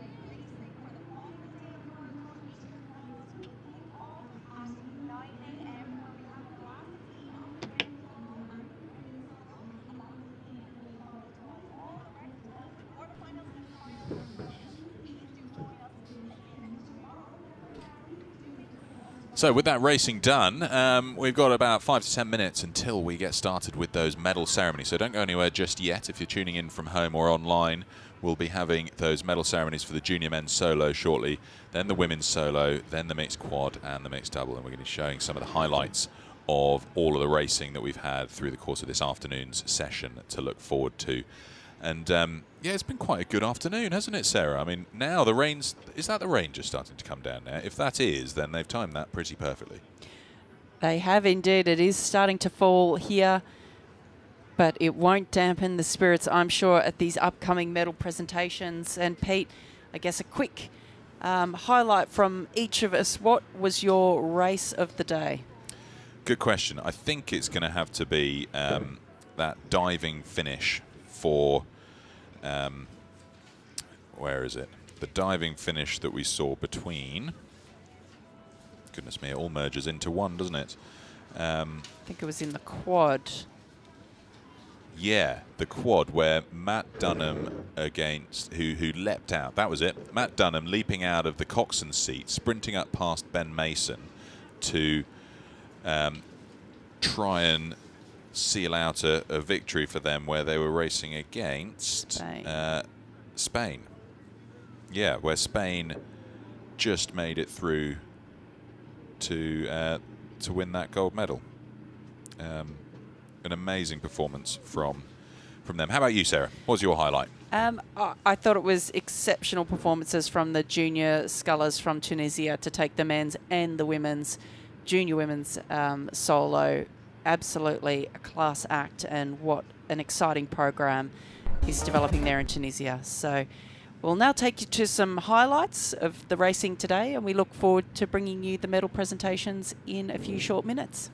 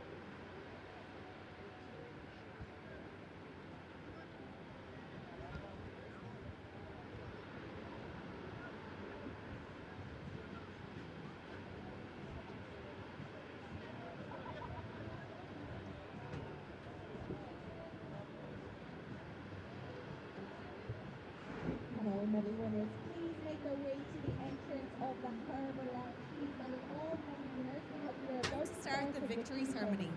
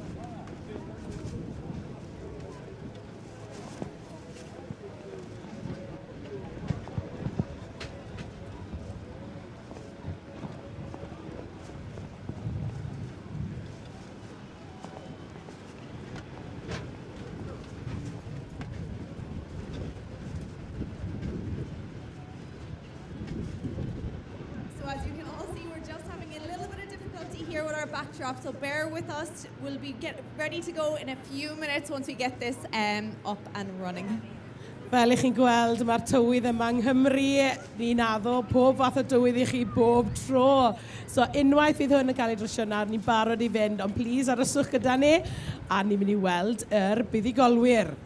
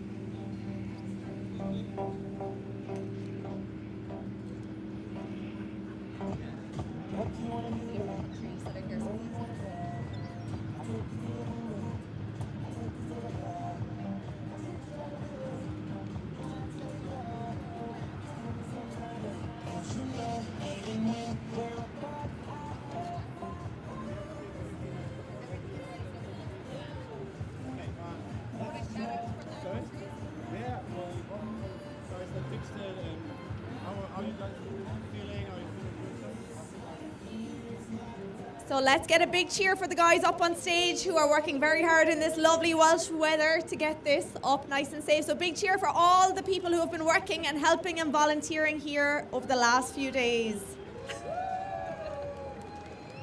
So our medalists are in place just outside by the entrance, so I know they have a lot of supporters here. So let me hear it for the supporters from the USA. Good job, guys. And how about all the supporters from Tunisia?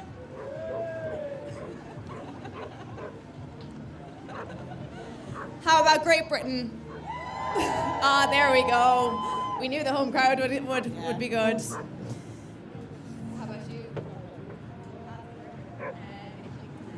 Do we have any supporters here from Italy? Are you here? Give us a big shout out. Where are you? I can't see you. Fantastic. How about the supporters from New Zealand?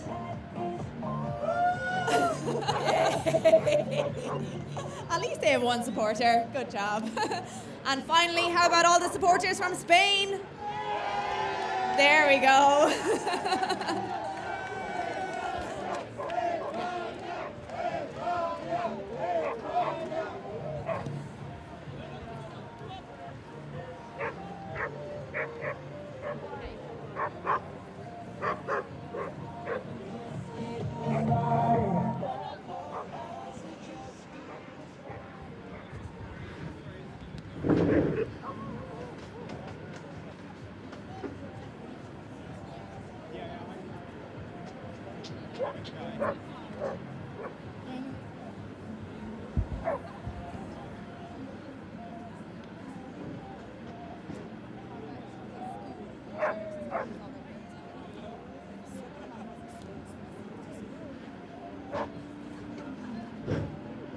Rhieni ma o ysgol Llanysych. Do we have Saundersfoot Community School? Ah, fantastic. Make sure you give a big cheer to everyone who's on stage.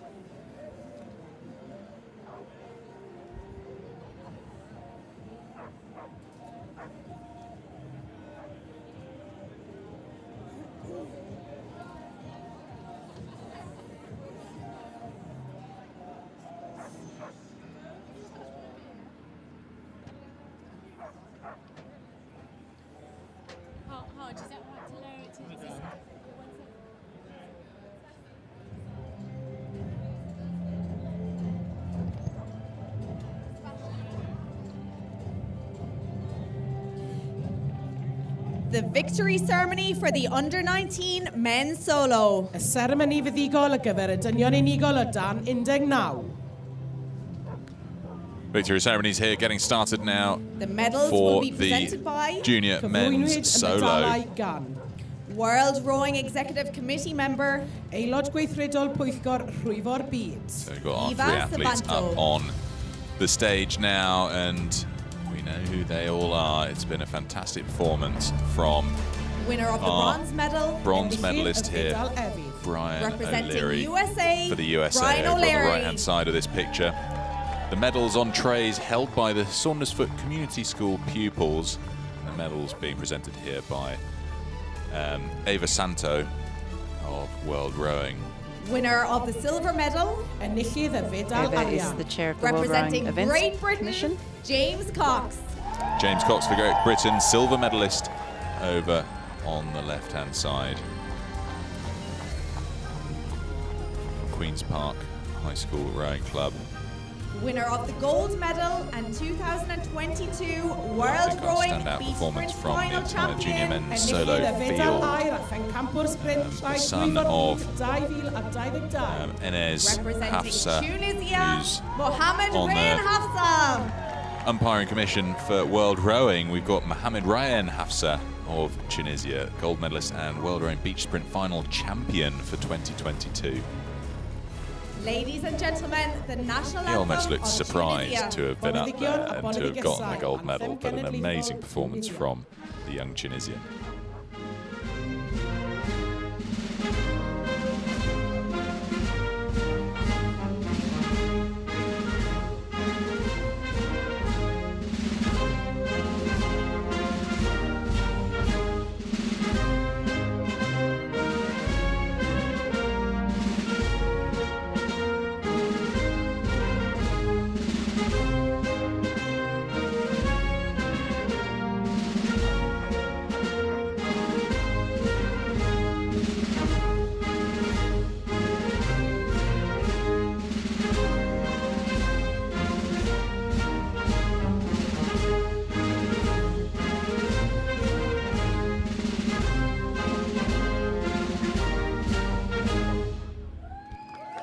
Let's hear it for our medalists. Amazing result for the Tunisian, and we'll also hear the Tunisian national anthem again in a few moments' time, because we know that the junior squad from Tunisia certainly are lighting the water alight with their performances, having won both the junior men's solo and the junior women's solo here, one event straight after the other.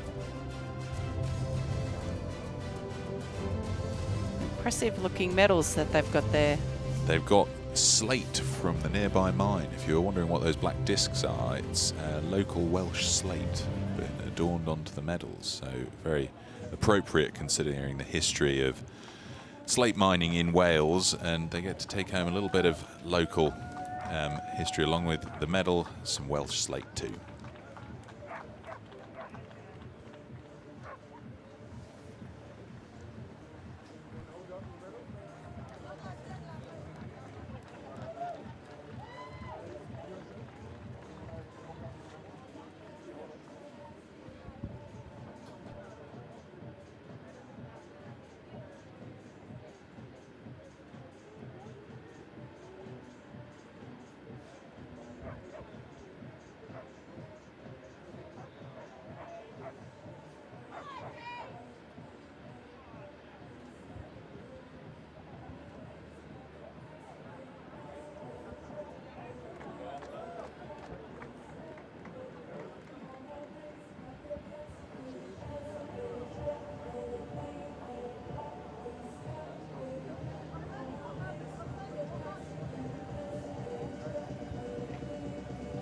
Thank you.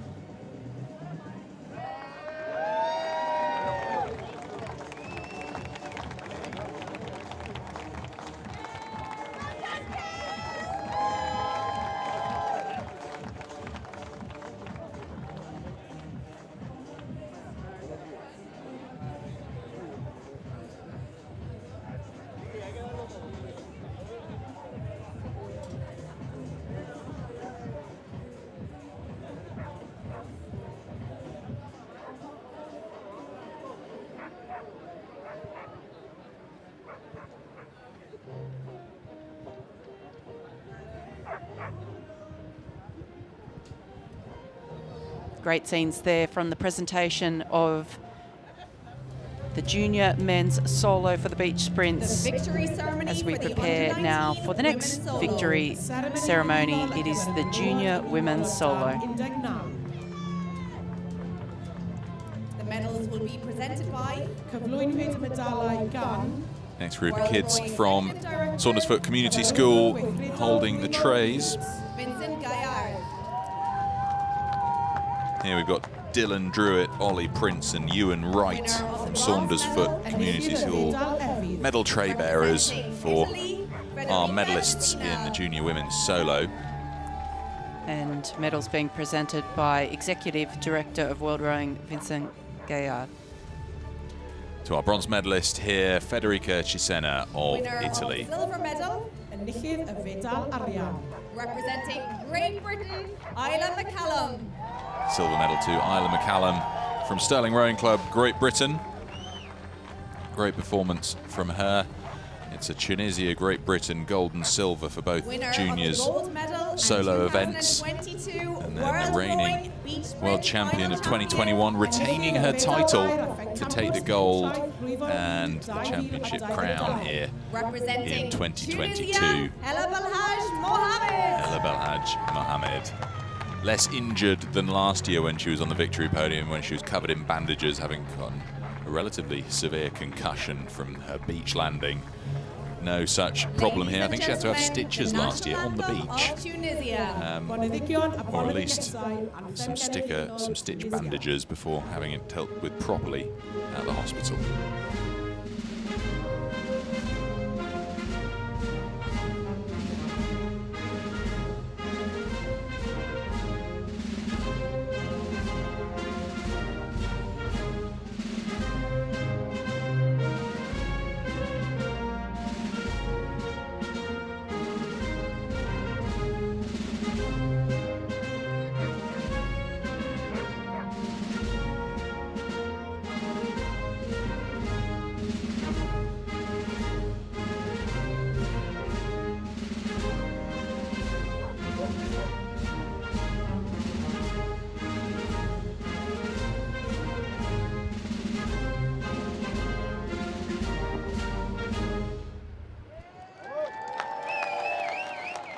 Let's hear it for our medalists. Llongyfarchiadau i'r medalwyr.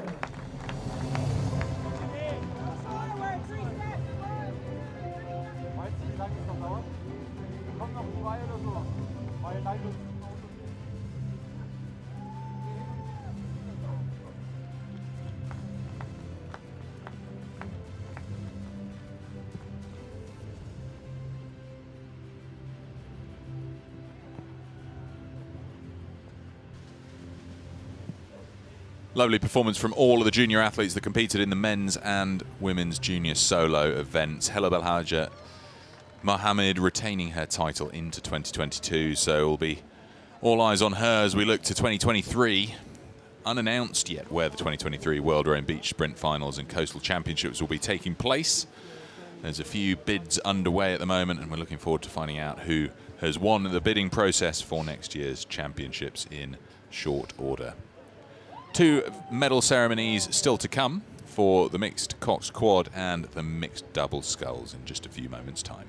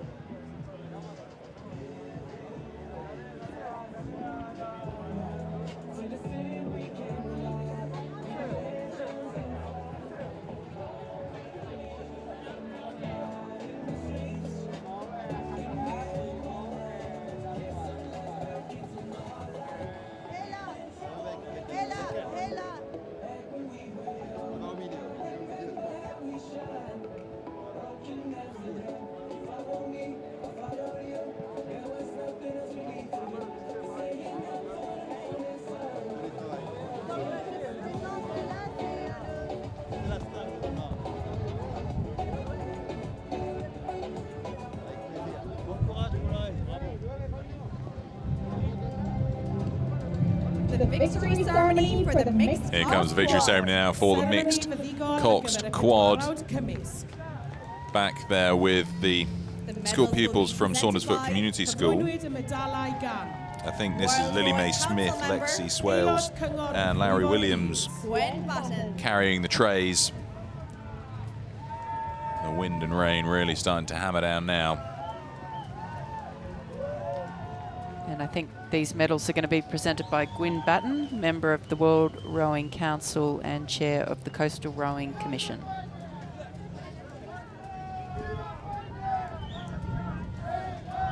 Very proud performances from the USA. USA! Interesting to see the difference in the attire here. The Kiwis opting for full weather robes and the Americans out there still just in their racing suits. Chris Back, the first one to receive his medal, alongside then we've got Morgan Hummel and Jenny Sawley. Corey Rogers looking freezing cold with his amazing moustache and orange hat. That's Corey Rogers there. And then Min Seok Choi, who was their coxswain.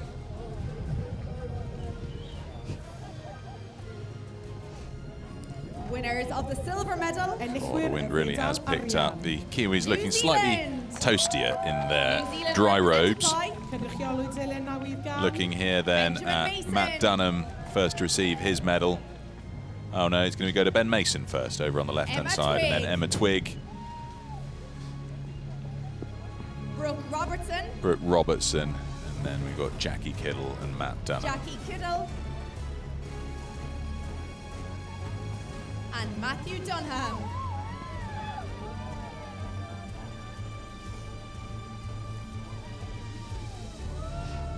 Winners of the gold medal. That's the silver medalist, and then now they're retaining their World Championship title with only one crew change. We've got Spain. Spain! It's really impressive performance from them. Absolutely Spain, rapid. Raymond Gomez Cortilla. It's Felipe Mendez Tome who received his medal first. Teresa Diaz Moreno. And then we've got Raymond Gomez Cortilla receiving his next. Javier Madrid Belbona. And then we've got Celia Miguel Gomez, Teresa Diaz Moreno, and Javier Madrid Balebona. The new entrant to the boat, Javier Madrid Balebona, was the only one in the crew not there when they won the World Championships last year in Portugal.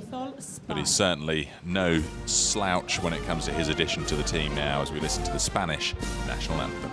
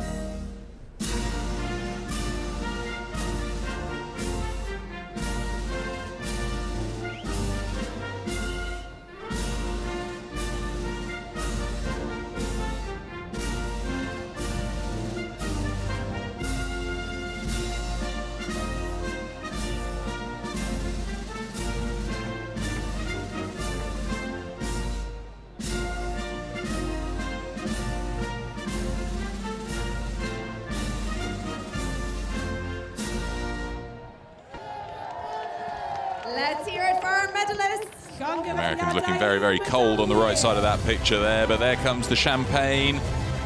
Felipe Mendez Toma, barely old enough to pop it, but he deserves it here, having won the gold medal with his crewmates there for Spain. He was looking a little dangerous with that cork coming out. I was like, oh, don't put it at anyone. Everybody ducking for cover. The champagne, not the cork.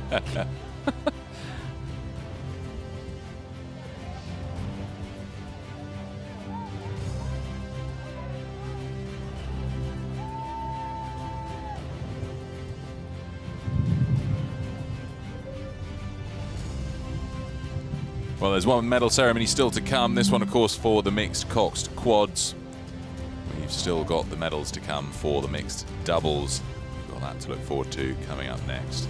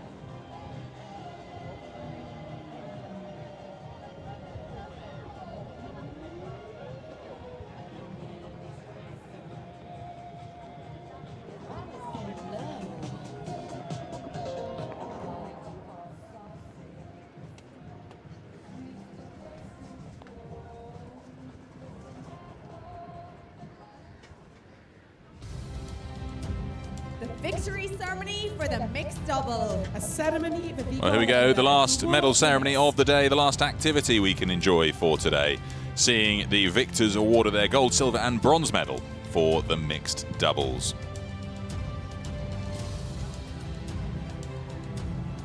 The medals will be presented by Cyflwynwyd y medalau gan World Rowing Executive Committee member Aelod Pwyllgor Gweithredol Prifo. And we see Frida Svensson. medals being presented by Frida Svensson, a member of the World Rowing Executive Committee. Winners of the bronze medal. The lads from Saundersfoot Community School holding the trays, braving the weather without their raincoats. A couple of them wearing shorts. What brave boys they are. But the bronze medal goes to France, where we've got Ludovic Dubuis and Edwige Alfred. Impressive performance from them, where they saw off Canada to steal the bronze medal and go home with a little bit of medalware from the big sprint finals here in Wales. Great Britain. Great Britain, the silver medalists, Claire Jameson and Charles Cousins. Claire Jameson and Charles Cousins.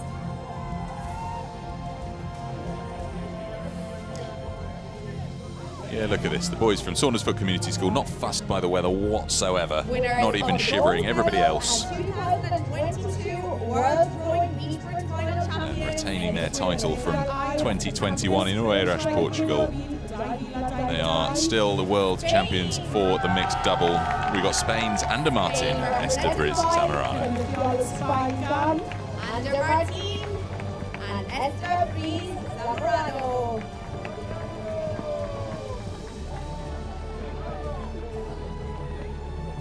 Ladies and gentlemen, the national anthem of Spain. Boneddigion a boneddigesau, anthem genedlaethol Sbaen.